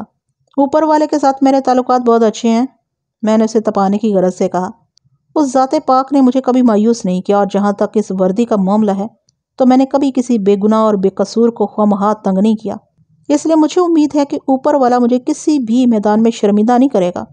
میں تمہارے سینئر افسران کی بات کر رہا ہوں، وہ سٹ پٹا کر بولا، اور تم کہیں سے کہیں پہنچ گئے ہو۔ میں تو تھانے سے نکل کر مراد پور پہنچا ہوں، میں نے انتہائی سادگی سے کہا، اور ایک آدھ منٹ میں تمہارے ڈیرے کے اندر پہنچنے والا ہوں۔ میں پھر یہی کہوں گا کہ ظفری شیخو پورا گیا ہوا ہے۔ اس نے ایک مرتبہ پھر مجھے بھٹکانے کی کوشش کی۔ تم خواہ اپنا اور میرا وقت ضائع کر رہے ہو صفدر حیات، میں تمہارے مشوروں کا محتاج نہیں ہوں۔ اگر تم نے تفتیش کے راستے میں رکاوٹ ڈالنے کی کوشش کی تو میں ظفری سے پہلے تمہیں آہنی زیور پہنا دوں گا۔ تم اپنی حد سے بڑھ رہے ہو، وہ پنکار سے متشابہ لہجے میں بولا۔ میرے دو ٹوک اور بے مروت انداز نے اس کی جھوٹی انا پر کاری ضرب لگائی تھی۔ میری آنکھوں میں آنکھیں ڈال کر اس نے عامیانہ انداز میں کہا، یہ مت بھولو کہ سرکار تمہیں ہمارے پیسوں سے تنخواہ دیتی ہے۔ وہ گھٹیا پن پر اتر آیا تھا، اس کی چھوٹی سوچ کھل کر سامنے آ گئی تھی۔ اس کی بات سن کر مجھے غصہ تو بہت آیا، لیکن جواباً میں بھی اس کی سطح پر نہیں آ سکتا تھا۔ چنانچہ میں نے حیرت بھرے لہجے میں اسے پوچھا، وہ کیسے چودھری؟ ہم بڑے بڑے چودھری، زمیندار اور نمبردار سالانہ سرکار کو جو لگان دیتے ہیں، اسی پیسے سے تمام سرکاری ملازمین کو تنخواہیں دی جاتی ہیں، وہ بڑی رونق سے بولا۔ ڈیرے کے گیٹ پر پہنچ کر میں اپنے گھوڑے سے نیچے اتر آیا، پھر چودھری کی طرف دیکھتے ہوئے کہا، تم بڑے زمیندار جتنا ٹیکس چوری کرتے ہو اس کا مجھے بخوبی علم ہے۔ تم چاہے جتنی بھی گھٹیاں باتیں کر لو، مگر نہ تو تم مجھے ڈیرے میں داخل ہونے سے روک سکتے ہو اور نہ ہی اپنے نمک خوار ظفری کو گرفتاری سے بچا سکتے ہو۔ اور میرے دو ٹوک انداز اور چٹانی لہجے نے چودھری کو گہری سوچ میں ڈال دیا۔ وہ چند لمحات تک خشمگین نظر سے مجھے گھورتا رہا، پھر اس کے چہرے پر شیطانی چمک نمودار ہوئی۔ اگلے ہی لمحے وہ بڑے عجیب سے لہجے میں بولا، تم اس ڈیرے کی تلاشی کا شوق پورا کر لو، لیکن میں ایسے ہی خالی کھلی تمہیں اندر نہیں گھسنے دوں گا۔ بات ختم کرتے ہی وہ گھوڑے سے نیچے اتر آیا، کہا، اس ڈیرے کی خانہ تلاشی کے لیے تمہیں عدالت سے سرچ وارنٹ لے کر آنا ہوگا۔ تم میرے شکوک کو یقین میں بدل رہے ہو چودھری، میں نے تیکھے لہجے میں کہا۔ کارے سرکار کے بیچ میں تم جو رکاوٹیں کھڑی کرنے کی کوشش کر رہے ہو، یہ ظفری کے ساتھ تمہیں بھی جیل کی صلاحوں کے پیچھے پہنچا دیں گی۔ میں نے تو اصول کی بات کی ہے، وہ رکھائی سے بولا۔ کسی بھی گھر کی تلاشی کے لیے قانوناً سرچ وارنٹ کی ضرورت ہوتی ہے یا نہیں؟ ہوتی ہے، میں نے گراہٹ امیز لہجے میں کہا۔ پھر پوچھا، تمہیں سرچ وارنٹ دیکھنا ہے؟ ہاں دکھاؤ، وہ مضحکہ خیز انداز میں مسکرایا۔ لو دیکھو، میں نے پاٹدار آواز میں کہا۔ اس کے ساتھ ہی میں نے ڈیرے کے دروازے پر ایک زوردار لات رسید کر دی۔ میری اس لات میں 6 ہارس پاور کی طاقت تھی، یا گیٹ کی اندرونی کنڈی کمزور تھی۔ ایک طوفانی دھماکے کے ساتھ گیٹ کے دونوں پٹ واہ ہو گئے۔ چودھری ہکا بکا مجھے دیکھتا رہ گیا۔ میرے جارحانہ انداز کو دیکھ کر اس کی عقل دنگ رہ گئی تھی۔ اس کے وہم و گمان میں بھی نہیں تھا کہ میں ایسی ہنگامہ خیز کاروائی پر اتر آؤں گا۔ قبل اس کے کہ چودھری کی حیرت ٹوٹتی، میں بھرا مار کر ڈیرے کے اندر داخل ہو گیا۔ اسی وقت فیض احمد کی آواز میری سماع سے ٹکرائی۔ وہ للکار کر کسی سے کہہ رہا تھا، رک جاؤ ورنہ میں گولی مار دوں گا۔ صورتحال کو سمجھنے میں مجھے قطعاً کوئی دشواری محسوس نہ ہوئی۔ حوالدار کو میں نے ڈیرے کی عقبی جانب ریڈ الرٹ رہنے کو کہا تھا۔ اگر وہ کسی کو روکنے کی کوشش کر رہا تھا تو اس کا ایک ہی مطلب تھا کہ ڈیرے کی عقبی دیوار پھلانگ کر وہاں سے فرار ہونے کی کوشش کر رہا تھا، اور اغلب امکان یہی تھا کہ یہ کوئی ظفری ہی ہوگا۔ باقی جہاں تک حوالدار کی اس دھمکی کا تعلق تھا کہ وہ گولی مار دے گا، تو یہ ایک کھوکھلی دھمکی تھی، کیونکہ فیض احمد کے پاس اس وقت کسی قسم کی کوئی گن نہیں تھی۔ یہ تمام تر خیالات سیکنڈ کے 10ویں حصے میں میرے ذہن سے گزرے، اور میں ڈیرے کے سین میں دوڑ لگا کر عقبی دیوار کے قریب پہنچ گیا۔ ڈیرے کی چوہدی کی اونچائی بمشکل 4 فٹ تھی۔ میں نے اس دیوار کے اوپر سے فیض احمد کو ایک لمبے تڑنگے آدمی کے تعاقب میں بھاگتے ہوئے دیکھا۔ وہ بندہ کسی بھی صورت میں ظفری نہیں ہو سکتا تھا۔ کوچوان امیر بخش نے ظفری کے بارے میں مجھے جو معلومات فراہم کی تھی، ان کے مطابق وہ پستہ قامت اور بھاری جثے کا مالک تھا۔ علاوہ ازیں اس کی چال میں بھی لنگڑاہٹ تھی۔ جب وہ بھاگتا تھا تو یوں محسوس ہوتا تھا جیسے کوئی فٹ بال لڑک رہا ہو، جبکہ یہ بندہ نہ تو لنگڑا رہا تھا اور نہ ہی اس کا قد پستہ تھا۔ میرے ذہن نے چیخ کر کہا، یہ ماکھا کے سوا اور کوئی نہیں ہو سکتا۔ اس ڈیرے پر چودھری کے 2 خاص آدمی رہا کرتے تھے، ظفری اور ماکھا۔ یقیناً یہ ماکھا ہی تھا۔ اس نے ڈیرے کے گیٹ پر میرے اور الیاس گھمن کے بیچ ہونے والی گفتگو کو سن لیا تھا، اور وہ جان گیا تھا کہ میں کن خطرناک عزائم کو لے کر وہاں پہنچا ہوں۔ اس لیے اس نے عقبی دیوار پھلانگ کر راہ فرار اختیار کی تھی۔ فیض احمد جلد ہی اس کے سر پر پہنچ گیا اور اسے قابو کرنے کی کوشش کی، لیکن ماکھا کچھ زیادہ ہی پھرتیلا ثابت ہوا۔ اس نے پلٹ کر جوابی حملہ کیا۔ فیض احمد کو ماکھا سے ایسے رد عمل کی توقع نہیں تھی، اس لیے وہ مار کھا گیا۔ نتیجے میں حوالدار چاروں خانے چت زمین پر پڑا تھا۔ ماکھا نے فیض احمد کو دھوبی پاٹ مارا تھا۔ بعدازاں پتہ چلا کہ ماکھا مراد پور کا ایک جانا مانا ہوا پہلوان بھی تھا۔ فیض علی کو زمین چٹانے کے بعد ماکھا نے نہر کی جانب دوڑ لگا دی۔ اس دوران میں دیوار پھلانگ کر ڈیرے کی حدود سے باہر نکل چکا تھا۔ ماکھا فیض احمد پر سوا سیر ثابت ہو رہا تھا، اور لہٰذا میں ایکشن میں آ گیا۔ میں نے اپنے سروس ریوالور سے ایک ہوائی فائر کیا، اور اس کے ساتھ ہی بآواز بلند گرج کر کہا، ماکھا جہاں ہو وہیں رک جاؤ۔ اگر تم نے ایک قدم بھی آگے بڑھایا تو میں تمہارے بھیجے میں سوراخ کر دوں گا۔ گولی کی آواز کے ساتھ دی جانے والی دھمکی کارگر ثابت ہوئی۔ ماکھا کے دوڑتے ہوئے قدموں کو بریک لگ گئے۔ اس دوران میں دوڑتے ہوئے اس کے نزدیک پہنچ گیا اور ریوالور کو ماکھا پر تانتے ہوئے تحکمانہ لہجے میں کہا، ہینڈز اپ۔ ماکھا نے دونوں ہاتھ اوپر اٹھا دیے۔ اس اثناء میں حوالدار فیض احمد بھی ہمارے قریب پہنچ گیا۔ میں نے حوالدار سے کہا، اس 30 مار خان کو گرفتار کر لو۔ فیض احمد کسی اور ہی موڈ میں تھا۔ اس نے میرے حکم کی تعمیل تو کی، مگر باندازے دیگر۔ فیض احمد نے وہاں آتے ہی ماکھا پر لاتوں اور گھوسوں کی برسات کر دی۔ وہ اپنی عظمیت کا حساب چکتا کرنا چاہتا تھا۔ پھر ماکھا کے ہاتھوں میں ہتھ کڑی پہنا دی۔ میری ہتھ کڑی کھول دے تھانے دارا، وہ زخمی سام کے مانند پھنکارا، ورنہ تیرے حق میں اچھا نہیں ہوگا۔ اوئے بکواس بند کر، میں نے تیش کے عالم میں کہا، اور اس کے ساتھ اس کے گال پر ایک زناٹے دار تھپڑ بھی رسید کر دیا۔ پھر غضبناک انداز میں اضافہ کیا، یہ ہتھ کڑی تو اب جیل میں جا کر ہی کھلے گی۔ وہ مجھے دھمکانے کی کوشش کرنے لگا، میرا نام ماکھا جٹ ہے، تم مجھے جانتے نہیں ہو، میں چودھری الیاس گھمن کا خاص بندہ ہوں۔ تیری چودھری کی تو میں۔ فیض احمد نے ماکھا کو ایک ناقابل اشاد گالی سے نوازا، پھر اس کی پنڈلی کے سامنے والے حصے پر اپنے سرکاری بوٹ سے ایک زوردار ٹھڈا رسید کرتے ہوئے کہا، اگر تم نے زبان سے مزید ایک لفظ بھی نکالا تو مار مار کر میں تمہیں باندر بنا دوں گا۔ پنڈلی کے سامنے والا حصہ بہت ہی نازک اور حساس ہوتا ہے۔ یہاں پر ہڈی کھال کی گہرائی میں نہیں بلکہ بالکل اوپن ہوتی ہے۔ حوالدار کے ہیوی بوٹ کی طوفانی ٹھوکر نے اسے ٹھڈا کھا کر بلبلانے پر مجبور کر دیا تھا۔ اوپر سے میرے سفاک انداز نے اس کے ہوش کا سوا ستیہ ناس مار دیا۔ وہ بے دریغ مجھے اور حوالدار کو مغلظات میں تولنے لگا۔ اس دوران میں چودھری الیاس گھمن اپنے حواریوں سمیت وہاں پہنچ گیا تھا۔ میں نے فاتحانہ نظر سے اسے دیکھا اور سلگانے والے انداز میں کہا، چودھری میں سرچ وارنٹ کے بغیر ہی تمہارے بندے کو گرفتار کر کے اپنے ساتھ لے جا رہا ہوں۔ اس کے پیٹ میں جتنی بھی گندگی بھری ہوئی ہے، جب یہ اگلے گا تو پھر میں سرچ وارنٹ نہیں بلکہ اریسٹ وارنٹ کے ساتھ تمہاری گردن ناپنے حویلی آؤں گا۔ اس طرح مجھے حویلی میں بلانے کی تمہاری خواہش بھی پوری ہو جائے گی۔ اس کے چہرے پر زلزلے کے آثار نمودار ہوئے۔ اس کا بس نہیں چل رہا تھا کہ وہ ہمارے ٹکڑے کر کے چیل کبوں کو کھلا دیتا۔ انتہائی بے بسی اور بے کسی کے عالم میں اس نے اپنی جھوٹی شان کو برقرار رکھنے کی کوشش کرتے ہوئے کہا، صفدر حیات، تم چودھری الیاس کھمن کی پہنچ سے واقف نہیں ہو، تمہیں بری طرح پچھتانا پڑے گا۔ دیکھا جائے گا، میں نے اس کی آنکھوں میں بہت دور تک جھانکتے ہوئے خاصے خطرناک لہجے میں کہا۔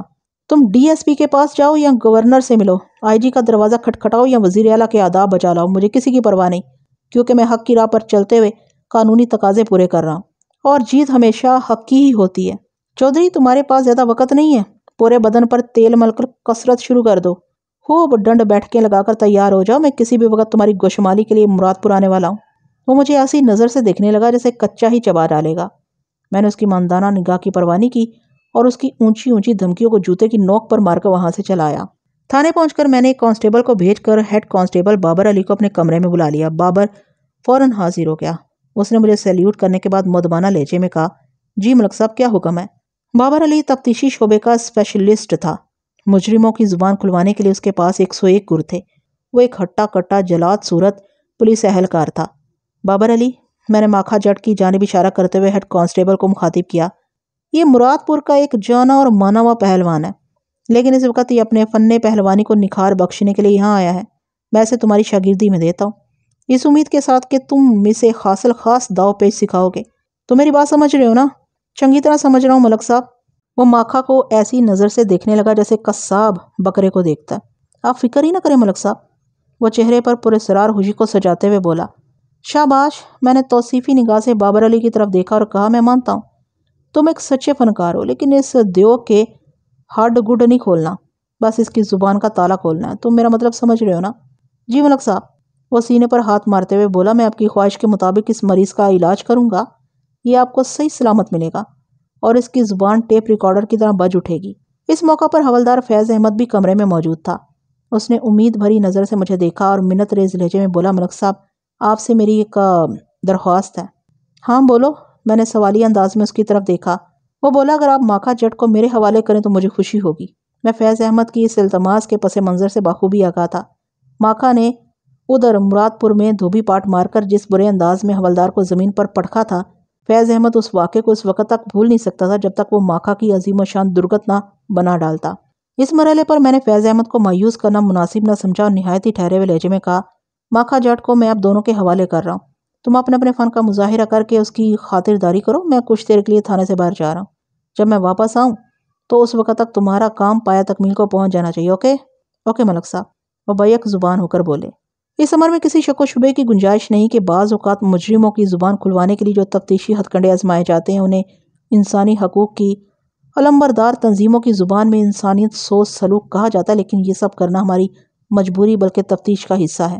سپہر کے وقت میں ڈسٹرکٹ ہیڈ کوارٹر پہنچا اور اپنے سینئر آفیسر کو صورتحال سے آگاہ کرنے کے بعد اب تک کی کارکردگی کی رپورٹ بھی پیش کر دی۔ میں نے انہیں بتایا کہ تفتیش کے سلسلے میں کس نوعیت کی مشکلات پیش آ رہی ہیں۔ انہوں نے میری کوششوں کو سراہا اور مجھے ہر قسم کی کارروائی کے مکمل اختیارات دے دیے۔ مجھے اس بات کا یقین دلایا گیا کہ محکمہ اس کیس میں ہر ممکنہ حد تک مجھ سے تعاون کرے گا۔ مجھے ہدایت کی گئی کہ اگلے روز میں عدالت سے چودھری الیاس کھمن کی حویلی کے سرچ وارنٹ بھی نکلوا لوں گا اور اگر میں ضرورت محسوس کروں تو چودھری کی گرفتاری کا حکم نامہ بھی حاصل کر لوں۔ ڈسٹرکٹ ہیڈ کوارٹر سے نکل کر میں ضلعی اسپتال چلا گیا تاکہ اے ایس آئی نوید علی اور کوچوان امیر بخش کی مزاج پرسی کر سکوں۔ جب آج صبح میں اسپتال سے رخصت ہوا تھا تو وہ دونوں ہوش و حواس میں تھے، تاہم ان کی جسمانی حالت کو تسلی بخش نہیں کہا جا سکتا تھا۔ اب جو ان سے میری ملاقات ہوئی تو وہ قدرے بہتر تھے۔ میں نے متعلقہ ڈاکٹر سے بات بھی کی۔ ڈاکٹر کا مشورہ یہی تھا کہ آج کا دن انہیں اسپتال ہی میں رہنا چاہیے تاکہ ان کی مناسب دیکھ بھال کی جا سکے۔ اس نے بتایا کہ آئندہ روز وہ انہیں ڈسچارج کر دے گا۔ میں نے ڈاکٹر کے مشورے پر ساتھ کیا۔ میں کافی دیر تک ان کے پاس بیٹھا ادھر ادھر کی باتیں کرتا رہا۔ اے ایس آئی کو میں نے آج کی مراد پور والی کارروائی کے بارے میں مختصراً بتایا۔ وہ نقاہت بھرے لہجے میں بولا، میں ماکھا جٹ کو اچھی طرح جانتا ہوں، وہ ایک تجربے کار اور ماہر پہلوان ہے، آپ نے اسے زیر کر کے بہت بڑا کارنامہ انجام دیا ہے۔ میں نے ماکھا سے کوئی اکھاڑے میں دو ہاتھ نہیں کیے جو اس کی گرفتاری کو میرا عظیم کارنامہ تصور کیا جائے۔ میں نے صاف کوئی کا مظاہرہ کرتے ہوئے کہا، ماکھا نے فیض احمد کو دھوبی پاٹ مار کر چاروں خانے چت کر دیا تھا۔ اس کی اس کارکردگی سے لگا کہ وہ فن پہلوانی میں کافی مہارت رکھتا ہے۔ اب ماکھا کو بابر اور فیض کے حوالے کر آئے ہیں۔ اے ایس آئی نے معنی خیز انداز میں کہا، بابر تو ماکھا کی جو خاطرداری کرے گا سو کرے گا، لیکن مجھے یقین ہے فیض اپنی بے عزتی کا سود در سود بدلہ چکائے گا۔ مجھے بھی ایسا ہی لگتا ہے، میں نے اس بات میں گردن ہلاتے ہوئے کہا۔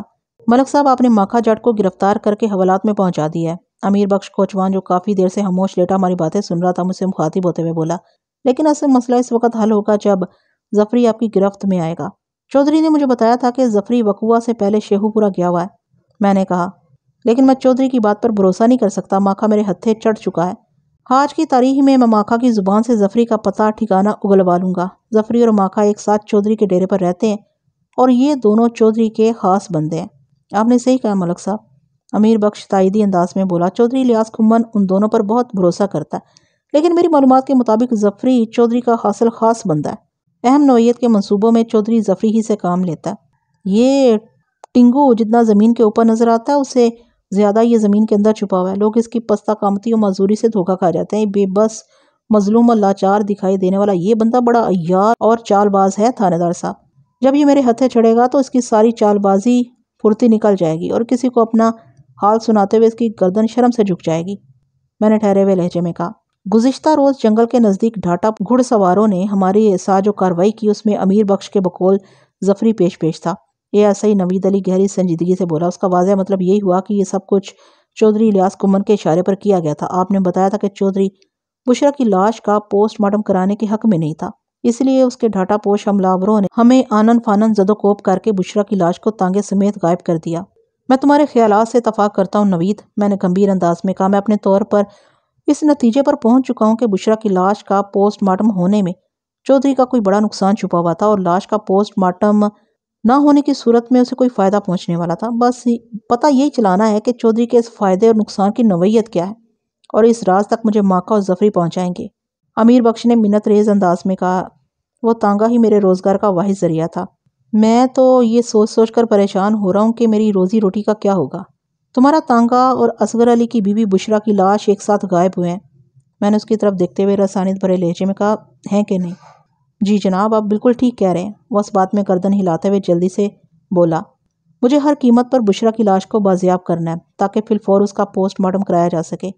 میں نے ٹھوس انداز میں کہا، جب بشرا کی لاش ملے گی اور مجھے یقین ہے کہ وہ جلد از جلد ملے گی تو اس لاش کے ساتھ ہی تمہارا تانگا بھی مل جائے گا، لہٰذا تمہیں اپنے تانگے کے لیے پریشان ہونے کی بجائے اس مالک کا لاکھ لاکھ شکر ادا کرنا چاہیے جس کے کرم کے طفیل تم اس وقت زندہ ہو، ورنہ ظفری اینڈ کمپنی نے تو تم لوگوں کو انا لیلا کرنے میں کوئی کسر نہیں چھوڑی تھی۔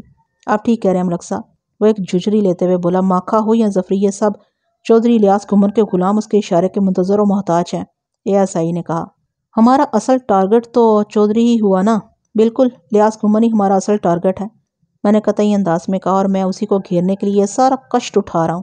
میں الیاس کھمن کو ایسے طریقے سلیقے سے شکار کروں گا کہ اس کے وہم و گمان میں بھی نہ ہوگا۔ کل شام تک میں اپنا مقصد حاصل کر لوں گا انشاءاللہ، نوید علی نے گہری سنجیدگی سے کہا۔ میں تھوڑی دیر مزید ان کے پاس بیٹھ کر اٹھایا۔ جب میں تھانے پہنچا تو مغرب کی اذان ہو رہی تھی۔ میں اپنے کمرے میں آ کر بیٹھا ہی تھا کہ حوالدار فیض احمد اور ہیڈ کانسٹیبل بابر علی میرے پاس آ گئے۔ ان کے چہرے فاتحانہ تاثرات سے چمک رہے تھے۔ میں نے باری باری ان کی طرف دیکھا اور پوچھا، کیا رپورٹ ہے؟ رپورٹ کافی حوصلہ افزا ہے ملک صاحب، فیض احمد نے جوشیلے انداز میں کہا۔ بابر مانی خیز لہجے میں بولا، میں نے گاڑی کی سروس کر دی ہے، اب تھوڑی سی بھی ریس دیں گے تو یہ منجی منجائی ہوئی گاڑی گولی کی رفتار سے دوڑنے لگے گی۔ اس کی زبان کے سارے قفل کھل چکے ہیں۔ اگر آپ ٹرائی کرنا چاہیں تو میں گاڑی کو گیراج سے نکال کر آپ کی خدمت میں پیش کر دیتا ہوں۔ ٹھیک ہے، میں نے بابر علی کی طرف دیکھتے ہوئے کہا، تم 15 منٹ کے بعد ماکھا کو میرے کمرے میں لے آؤ، میں خود اس سے سوال و جواب کروں گا۔ ان کے جانے کے بعد میں نے اپنے کمرے ہی میں نماز مغرب ادا کی۔ میں نماز سے فارغ ہو کر اپنی کرسی پر بیٹھا ہی تھا کہ ہیڈ کانسٹیبل ماکھا جٹ کو میرے پاس لے آیا۔ ماکھا کی حالت ناگفتہ با ہو رہی تھی۔ میں نے بابر علی کو وہاں سے جانے کا اشارہ کیا اور ماکھا کی جانب دیکھتے ہوئے کہا، مجھے بتایا گیا کہ تم نے سچ بولنے کا فیصلہ کر لیا ہے۔ تھانے دار صاحب، آپ میری بات کا یقین کریں، وہ دونوں ہاتھ جوڑ کر ملتجیانہ انداز میں بولا، بشرا کو پیش آنے والے واقعے میں میرا کوئی ہاتھ نہیں۔ کیا حوالدار اور ہیڈ کانسٹیبل نے تمہاری اس بات کا یقین کر لیا؟ میں نے اس کی آنکھوں میں دیکھتے ہوئے سوال کیا۔ نہیں جناب، وہ سراسیمہ لہجے میں بولا، یہ دونوں بہت ہی ظالم اور سفاک انسان ہیں، انہوں نے مجھے مارنے کے سوا کوئی دوسرا کام نہیں کیا۔ میں بہت رحم دل اور خدا ترس انسان ہوں۔ میں نے ماکھا پر ایک نفسیاتی حربہ آزمایا، میں تمہیں ایک تھپڑ بھی نہیں ماروں گا اور تمہاری ہر بات کا یقین بھی کروں گا، لیکن میری ایک شرط ہے۔ میں نے جملہ ادھورا چھوڑا تو وہ بے ساختہ مستفسر ہوا، اور کیسی شرط؟ میں نے اپنائیت بھرے انداز میں کہا، پہلے بیٹھ جاؤ پھر بات کرتے ہیں۔ وہ بے یقینی سے مجھے دیکھنے لگا۔ اس کا یہ رد عمل عین فطری تھا۔ پچھلے چند گھنٹوں میں فیض احمد اور بابر علی نے اسے جن کڑی آزمائشوں سے گزارا تھا، اس کے بعد میرا یہ رویہ اسے ہضم نہیں ہو رہا تھا۔ اس کی ہچکچاہٹ کو دیکھتے ہوئے میں نے قدرے سخت لہجے میں کہا، تم نے سنا نہیں میں نے کیا کہا ہے؟ ایک لمحے کے تذبذب کے بعد وہ ایک چوبی کرسی پر بیٹھ گیا، پھر الجھی ہوئی رحم طلب نظر سے مجھے تکنے لگا۔ میں نے اس کا نفسیاتی ٹریٹمنٹ شروع کرتے ہوئے کہا، میری شرط بس اتنی سی ہے کہ تم مجھ سے کسی بھی طرح کی غلط بیانی نہیں کرو گے۔ میں جو بھی پوچھوں گا اس کا سچا کھرا جواب دو گے۔ میں تمہاری ہر بات کا یقین کروں گا اور تمہیں ایک تماچا تک نہیں ماروں گا، لیکن مجھے ذرا سا بھی محسوس ہوا کہ تم مجھے کوئی چکر دینے کی کوشش کرے تو میں تمہارا جو حشر کروں گا وہ بات کی بات ہے۔ فوری طور پر تو میں تمہیں ہفتہ 10 دن کے لیے حوالدار اور ہیڈ کانسٹیبل کے حوالے کر دوں گا۔ وہ کمرے کے دروازے کی طرف دیکھتے ہوئے بے حد ہراساں لہجے میں بولا، تھانے دار صاحب، میں قسم کھا کر کہتا ہوں کہ میں آپ سے رتی برابر بھی جھوٹ نہیں بولوں گا، آپ کو خدا کا واسطہ ہے آپ مجھے ان درندوں کے حوالے نہیں کرنا۔ ٹھیک ہے، آرام سے بیٹھ جاؤ، میں نے کہا، ابھی پتہ چل جائے گا تم اپنی بات پر کتنے پکے اور کھرے ہو۔ سب سے پہلے یہ بتاؤ کہ تم نے ڈیرے سے فرار ہونے کی کوشش کیوں کی تھی؟ جناب، میں نے آپ کو چودھری صاحب کے ساتھ گرما گرمی کرتے سن لیا تھا، وہ بتانے لگا۔ آپ ظفری کی تلاش میں ڈیرے پر آئے تھے، مجھے یہی محسوس ہوا کہ ظفری کو وہاں غیر حاضر پا کر آپ مجھے گرفتار کر کے لے جائیں گے، بس میں نے اسی ڈر سے دوڑ لگا دی تھی۔ تمہارے بقول، میں نے اس کی آنکھوں میں جھانکتے ہوئے استفسار کیا، بشرا کو پیش آنے والے واقعے میں جب تمہارا کوئی ہاتھ نہیں تو پھر تمہیں کس بات کا ڈر تھا؟ جناب، سیانے کہتے ہیں گئیوں کے ساتھ گھن بھی پیس جاتا ہے، وہ عجیب سے انداز میں بولا۔ میں نے سراہنے والے انداز میں کہا، ماکا، تم نے مثال تو بہت اچھی دی ہے، گھن ہمیشہ گئیوں کے ساتھ ہی پستا ہے، اس لیے اسے گئیوں کے ساتھ ہی چکی میں پسنا پڑتا ہے۔ تم بھی ظفری کے ساتھ گئیوں اور گھن کے مانند اس ڈیرے پر ایک ساتھ رہتے ہو، میں غلط تو نہیں کہہ رہا؟ آپ بالکل ٹھیک کہہ رہے ہیں تھانے دار صاحب، وہ ایک جھجری لیتے ہوئے بولا، ان جلادوں نے تو پیس کر میری ہڈیوں کا سرما بنا ڈالا ہے۔ ظفری اس وقت کہاں ہے؟ میں نے سنسناتے ہوئے لہجے میں دریافت کیا۔ اس کے چہرے پر ایک رنگ سا آ کر گزر گیا۔ مجھے یہ سمجھنے میں دیر نہیں لگی کہ وہ ظفری کے موجودہ ٹھکانے سے آگاہ تھا۔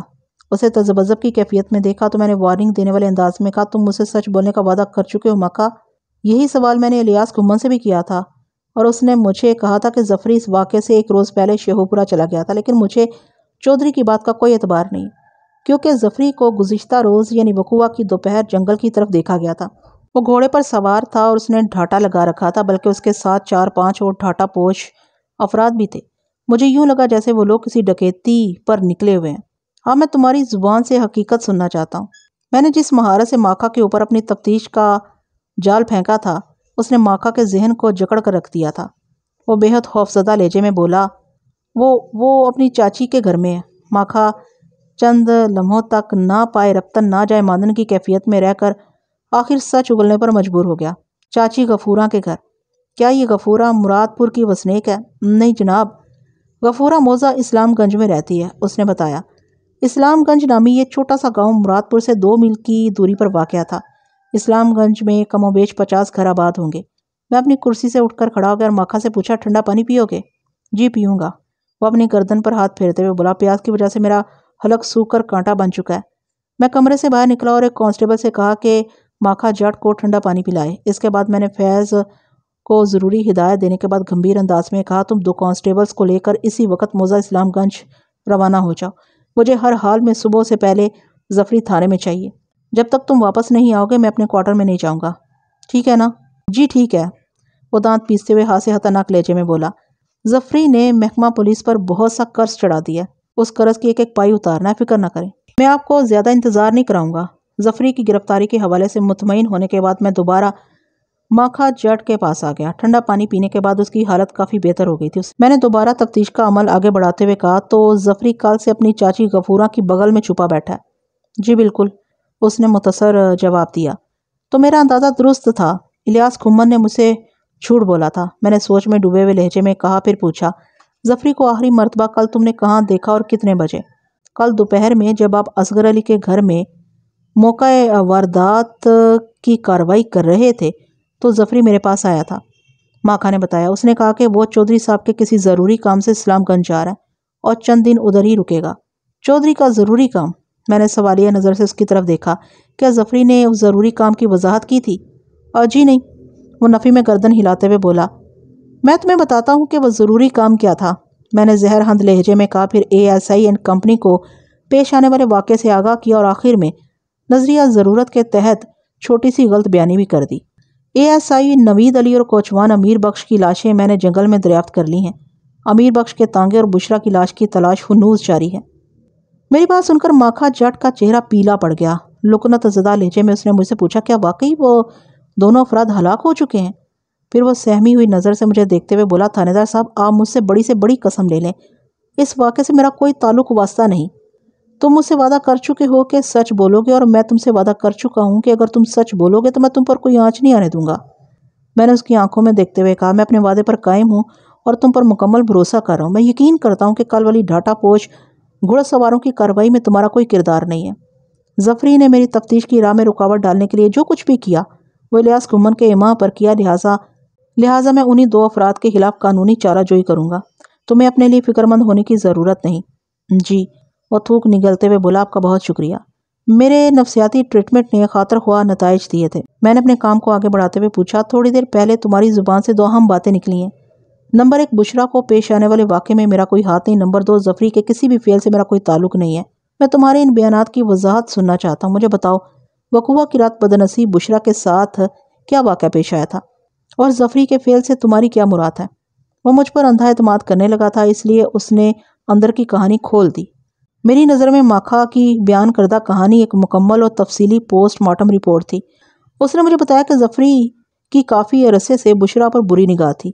वकूआ की रात असगर अली को घर में मौजूद ना पाकर उसे मनमानी करने का मौका मिल गया। उसने बुशरा को अपनी हवस का निशाना बना डाला। इसी फेलेबाद के दौरान में बुशरा जज्बाती सदमे से जान की बाजी हार गई।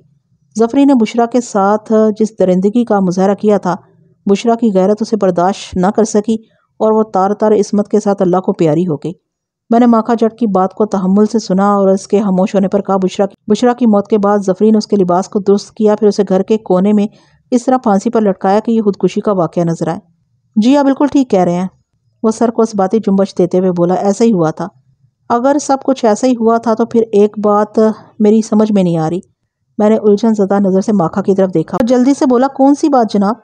जफरी बुशरा की इज्जत का हथियारा था और उसकी मौत का जिम्मेदार भी। मैंने बदस्तूर माखा की आंखों में झांकते हुए कहा, जफरी ने मुर्दा तबाह हाल बुशरा को फांसी देकर खुदकुशी का तासुर कायम करने की कोशिश की। यहाँ तक तो ठीक है, लेकिन चौधरी इलियास घुम्मन बुशरा के पोस्टमार्टम के खिलाफ क्यों था? वह बुशरा की मौत को असगर अली के खाते में लिखवाने की कोशिश क्यों कर रहा था? उसने मुझसे ऐसी बातें क्यों की जिनसे बुशरा की किरदार कुशी का पहलू उजागर होता था? असल में चौधरी साहब को डर था कि आप हकीकत तक पहुंच जाएंगे। वो रुक रुक कर बोला, किस बात का डर? कौन सी हकीकत?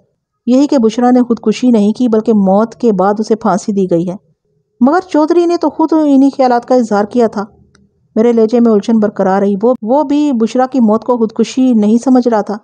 उसके मुताबिक बुशरा एक बद किरदार औरत थी। असगर अली काफ़ी अरसे से उसकी बद किरदारियों को बर्दाश्त कर रहा था। जब असगर के सब्र का पैमाना लबरेज हो गया तो उसने फरीद नगर जाने का नाटक किया, फिर रात में छुप कर आकर अपनी बीवी को कत्ल किया, फिर स्टोर रूम की छत से बीवी को लटकाकर ये बताने की कोशिश की कि उसकी अदम मौजूदगी में बुशरा ने खुदकुशी कर ली थी। मुझे बताओ, चौधरी अपनी जानिब से असगर अली को बुशरा के कत्ल में क्यों मुलविस करना चाहता था, और दूसरी तरफ उसका हिमायती भी बना हुआ था? चौधरी ने खुद मुझसे कहा था कि असगर अली ने गैरत का मुजाहिरा करके अपनी बीवी को मौत के घाट उतारा है। अब बुशरा की लाश का पोस्टमार्टम ना करें, ख्वाह महा असगर की बदनामी होगी। चौधरी साहब को असगर की बदनामी से कोई मतलब नहीं था थानेदार साहब। माखा इंकशाफ अंगेज अंदाज में मुझे देखते हुए बोला। मैंने तुरंत जवाब दिया, फिर चौधरी को किस बात से मतलब था? चौधरी साहब अपने बंदों को बचाना चाहते थे। वो गहरी संजीदगी से बोला, अगर लाश का पोस्टमार्टम हो जाता तो फिर दो बातें खुल जाना थी। एक तो ये कि बुशरा ने खुदकुशी नहीं की, जब उसे फांसी दी गई इससे पहले इसकी मौत वाक़या हो चुकी थी, और दूसरी बात यह कि मौत से कबल उसकी आबरू रेजी की गई थी। बिल्कुल, पोस्टमार्टम में ये हकायक छुप नहीं सकते थे। लेकिन तुमने कहा कि चौधरी अपने बंदों को बचाना चाहता था, तुम किन बंदों का जिक्र कर रहे हो? बुशरा के साथ तो सिर्फ जफरी ने ये सितम ढाया था। मेरे इस्तफसार का जवाब देने से पहले माखा ने एक लम्हा सोचा, फिर किसी फैसले पर पहुंचने के बाद मजबूत लहजे में बोला, वकूआ की रात जफरी ने अकेले हवस का खेल नहीं खेला था। मैंने इस्तरारी अंदाज में पूछा, और कौन था उस बदबहत के साथ? अब्बास घुम्मन, माखा ने ठहरे हुए लहजे में बताया। ये अब्बास घुम्मन कौन है? चौधरी साहब का छोटा भाई, उसने जवाब दिया। अब्बास घुम्मन और जफरी में काफ़ी गहरी दोस्ती है। ओहो, मैं गहरी सांस लेकर रह गया। इस केस के तमाम पहलू रोज़े रोशन की तरह मुझ पर अयां हो गए थे। माखा ने खुशामदाना अंदाज में कहा, थानेदार साहब, मैंने अपना वादा निभाते हुए आपको सब कुछ सच सच बता दिया। अब आपने मुझे चौधरी साहब के गज़ब से बचाना है। अगर उन्हें पता चल गया कि मैंने आपसे ये बातें की हैं तो वो मेरे अनगिनत टुकड़े करके नहर में फेंकवा देंगे। چودھری کی طرف سے تو تم بالکل بے فکر ہو جاؤ، میں نے تشفی امیز لہجے میں کہا۔ تم نے اگر اپنا وعدہ نبھایا تو میں بھی کسی قدم پر عہد شکنی نہیں کروں گا، تم فکر نہیں کرو، میں سارا ملبہ ظفری پر ڈال دوں گا۔ وہ کس طرح؟ وہ الجھن امیز حیرت سے مجھے تکنے لگا۔ میں نے کہا، میں نے ایک ٹیم کو اسلام گنج روانہ کر دی ہے، وہ لوگ تھوڑی دیر میں ظفری کو گرفتار کر کے یہاں لے آئیں گے۔ تم سے حاصل ہونے والی معلومات کی روشنی میں ظفری سے کڑی پوچھ تاچھ کروں گا، اور اس پوچھ پرتیت سے پہلے میں ظفری کو کچھ دیر کے لیے فیض احمد اور بابر علی کے حوالے کر دوں گا۔ تم اپنے ذاتی تجربے کی بنا پر بتاؤ کہ میرے ان 2 اہلکاروں سے خاطر مدارات کرانے کے بعد ظفری جھوٹ بولنے کی جرات کر سکے گا؟ بالکل نہیں تھانے دار صاحب، وہ ایک جھجری لینے کے بعد بولا، آپ کے یہ دونوں بندے تو پتھروں کو بھی بولنے پر آمادہ کر لیتے ہیں۔ بس تو پھر تم اطمینان رکھو، تم پر کوئی آنچ نہیں آئے گی، میں نے تسلی بھرے انداز میں کہا۔ میں نے تفتیش کے دوران میں تم سے پوچھا ظفری کہاں ہے؟ تم نے جواب دیا وہ شیخو پورہ گیا ہوا ہے۔ میں نے دریافت کیا ظفری کے رشتہ دار کہاں کہاں رہتے ہیں؟ تم نے 3-4 جگہوں کے نام بتائے جن میں موضع اسلام گنج بھی شامل تھا۔ اس کے بعد ظفری کی گرفتاری کے لیے میں نے جو بھی کارروائی کی وہ میرا ذاتی منصوبہ تھا، اس میں تمہاری کوئی کوتاہی و دوش نہیں ہے، ٹھیک ہے نا؟ جی ٹھیک ہے، وہ سوکھ کی سانس خارج کرتے ہوئے بولا۔ میں نے ماکھا جٹ کا بیان قلم بند کر کے اس کا انگوٹھا لگوا لیا اور اسے کہا، یہ محض کاغذی کارروائی ہے، اس سلسلے میں تمہیں پریشان ہونے کی ضرورت نہیں۔ وہ خوش ہوتے ہوئے بولا، اب میں جاؤں؟ نہیں، تمہیں 1 دن مزید حوالات میں گزارنا ہوگا، میں نے اٹل لہجے میں کہا۔ اس کیس کا اونٹ کسی کروٹ بیٹھ جائے پھر میں تمہیں رہا کر دوں گا، اگر ابھی چھوڑ دیا تو چودھری کو تم پر شک ہو جائے گا اور تم کسی مصیبت میں پھنس جاؤ گے۔ یہ تو آپ بالکل ٹھیک کہہ رہے ہیں، وہ پرسوچ انداز میں گردن ہلاتے ہوئے بولا۔ میں نے ماکھا جٹ کو دوبارہ حوالات میں بھیج دیا۔ نصف شب کے قریب اسلام گنج والی ٹیم واپس آ گئی۔ فیض احمد ظفری کو گرفتار کر کے اپنے ساتھ لایا تھا۔ میں نے فیض احمد سے کہا کہ وہ جا کر آرام کرے اور ظفری کو بابر علی کے حوالے کرتے ہوئے کہا، بابر تمہارے لیے نئی خوراک آ گئی ہے، اس میں کوئی ساجھ دار بھی نہیں، تم نے اکیلے ہی اس پر ہاتھ صاف کرنا ہے۔ وہ معنی خیز انداز میں بولا، فکر ہی نہ کرے ملک صاحب، میں اس لنگڑے کی چال اور ڈھال کو تیر کی طرح سیدھا کر دوں گا۔ پھر وہ ظفری کو ایک زوردار دھکا دیتے ہوئے کرخت لہجے میں بولا، آؤ آپریشن سے پہلے میں تمہیں اپنی لیبارٹری کی سیر کرا دوں۔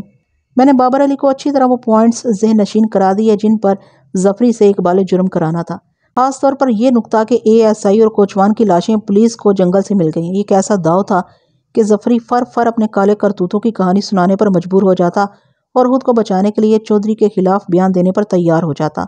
میں نے بابر علی کو یہ بھی سمجھا دیا کہ وہ ظفری سے کہے کہ اگر وہ حقیقت کا اقرار کر لے گا تو میں اسے سلطانی گواہ یعنی وعدہ معاف گواہ بنا لوں گا۔ اس کے بعد میں اپنے کوارٹر میں آ گیا۔ میں نے دونوں حوالاتیوں کو الگ الگ رکھنے کی تاکید بھی کر دی تھی۔ آئندہ روز صبح میں عدالت پہنچ گیا اور چودھری الیاس کھمن کو قابو کرنے کے لیے سرکاری منتر لے کر واپس تھانے آ گیا۔ اس دوران میں بابر علی نے ظفری سے اقبال جرم کروا لیا تھا۔ ظفری نے بتا دیا تھا کہ اس نے بشرا کی لاش کو جنگل کے کس حصے میں دفن کیا تھا۔ امیر بخش والا تانکا تو موضع اسلام گنج ہی سے بازیاب کر لیا گیا تھا۔ میں نے ظفری کا بیان قلم بند کر کے اس کا انگوٹھا لگوایا اور اسے وعدہ کیا کہ اگر وہ عدالت میں حقائق کو بیان کرے گا تو میں اس کے ساتھ خاص رعایت کر کے اسے سزائے موت سے بچا لوں گا۔ ان 2 دنوں میں نے چودھری الیاس کھمن کی اندرون خانہ اور بیرون خانہ ہر نوعیت کی معلومات اور حالات سے آگاہی بھی حاصل کر لی تھی۔ چنانچہ میں نے حوالدار فیض احمد اور 2 مستعد کانسٹیبلز امتیاز حسین اور فیروز شاہ کو ساتھ لیا اور پوری تیاری کے ساتھ چودھری کے حویلی پر چڑھائی کر دی۔ جب چودھری کو پتہ چلا کہ میں اسے اور اس کے چھوٹے بھائی عباس کھمن کو گرفتار کرنے آیا ہوں تو وہ آپے سے باہر ہو گیا۔ سانپ سے متشابہ فنکار میں اس نے مجھ سے کہا، صفدر حیات، یہ تمہارے باپ کا گھر نہیں ہے جو یوں منہ اٹھائے چلے آئے ہو۔ چودھری میں جانتا ہوں یہ تمہارے باپ کا گھر ہے، میں نے اس کی آنکھوں میں دیکھتے ہوئے کہا، اور میں تمہیں اور تمہارے چھوٹے بھائی عباس کھمن کو اس گھر سے بے گھر کرنے آیا ہوں۔ تمہارے دونوں نمک خوار اس وقت میری تحویل میں ہیں۔ دونوں؟ اس نے سوالیہ نظر سے چونک کر مجھے دیکھا۔ ہاں دونوں، میں نے ایک لفظ پر زور دیتے ہوئے کہا۔ ماکھا تو ایک دم بیکار ہے، لیکن ظفری بہت کام کا بندہ ثابت ہوا ہے۔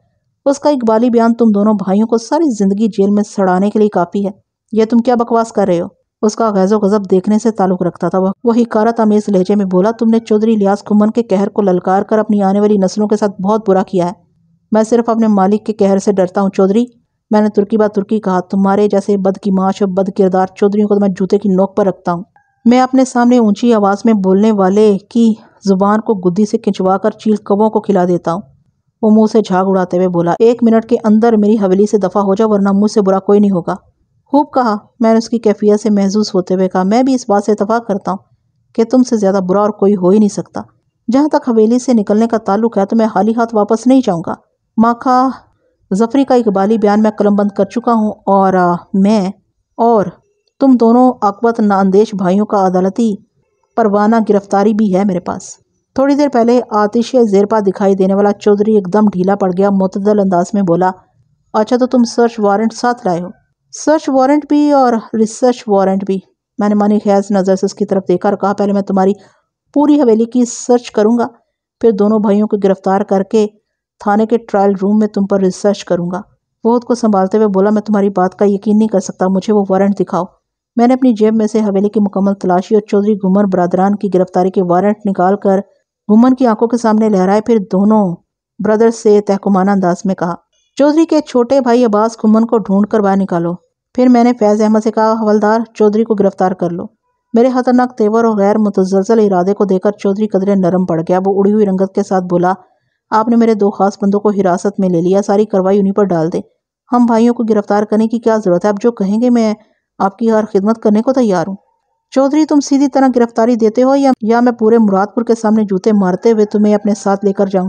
میں نے ہر لحاظ اور ہر مروت کو بلائے طاق رکھتے ہوئے کہا، پھر حوالدار کی طرف دیکھتے ہوئے اضافہ کیا، فیض احمد تم نے سنا نہیں میں نے کیا کہا ہے؟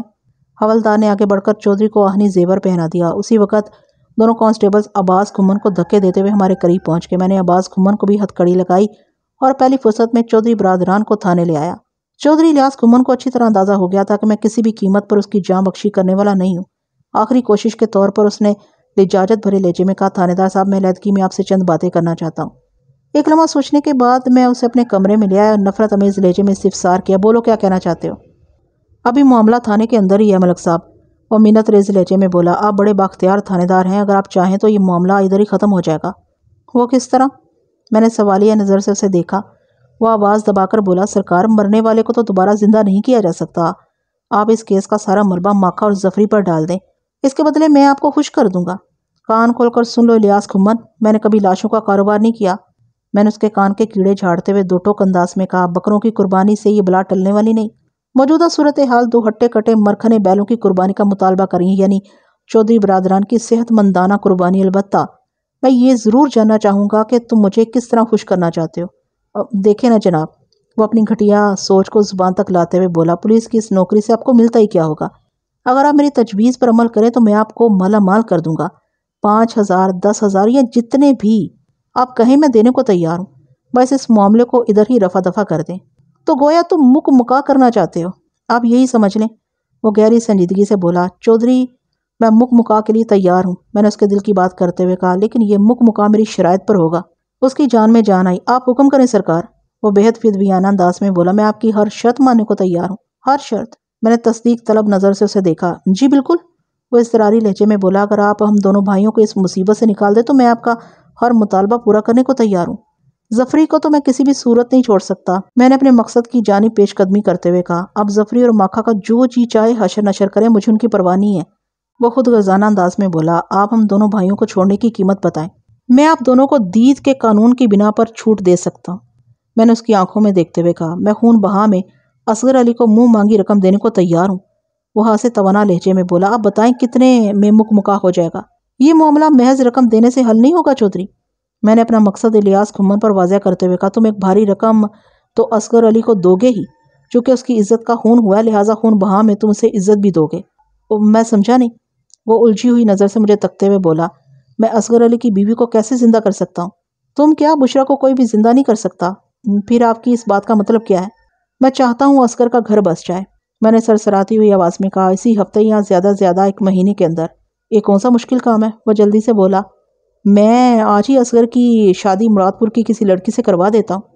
نہیں چودھری، میں نے نفی میں گردن ہلائی، اصغر کو مراد پور کی کسی بھی ABC لڑکی سے شادی نہیں کرنا۔ خون بہا کون دے رہا ہے؟ میں، وہ بے سختہ بولا۔ بس تو پھر اصغر علی کی شادی بھی آپ کے گھر میں ہوگی، میں نے مضبوط لہجے میں کہا، وہ مراد پور کی حویلی کا داماد بنے گا۔ آپ ہوش میں تو ہیں؟ وہ بپھرے ہوئے لہجے میں بولا، میں ہوش میں ہوں، جبھی دید کی تجویز پر عمل کرنے کو کہہ رہا ہوں۔ میں نے سمجھانے والے انداز میں کہا، تمہاری بیٹی جمیلہ 2 سال پہلے بیوہ ہو گئی تھی، تم جمیلہ کو خون بہا میں اصغر کی بیوی بنا سکتے ہو، اس طرح جمیلہ اور اصغر کا گھر بھی بس جائے گا اور آپ دونوں بھائی بھی ذلیل و رسوا ہونے سے محفوظ رہیں گے، بلکہ آپ دونوں کی جان بخشی ہو جائے گی۔ یہ نہیں ہو سکتا، اس کے جاگیردارانہ خون نے جوش مارا۔ تو پھر مک مکا بھول جاؤ، میں نے قطعیت بھرے انداز میں کہا، اصغر کو تو بہت سی عورتیں مل جائیں گی شادی کے لیے، لیکن جمیلہ کو باپ اور چاچا کبھی نہیں مل سکے گا۔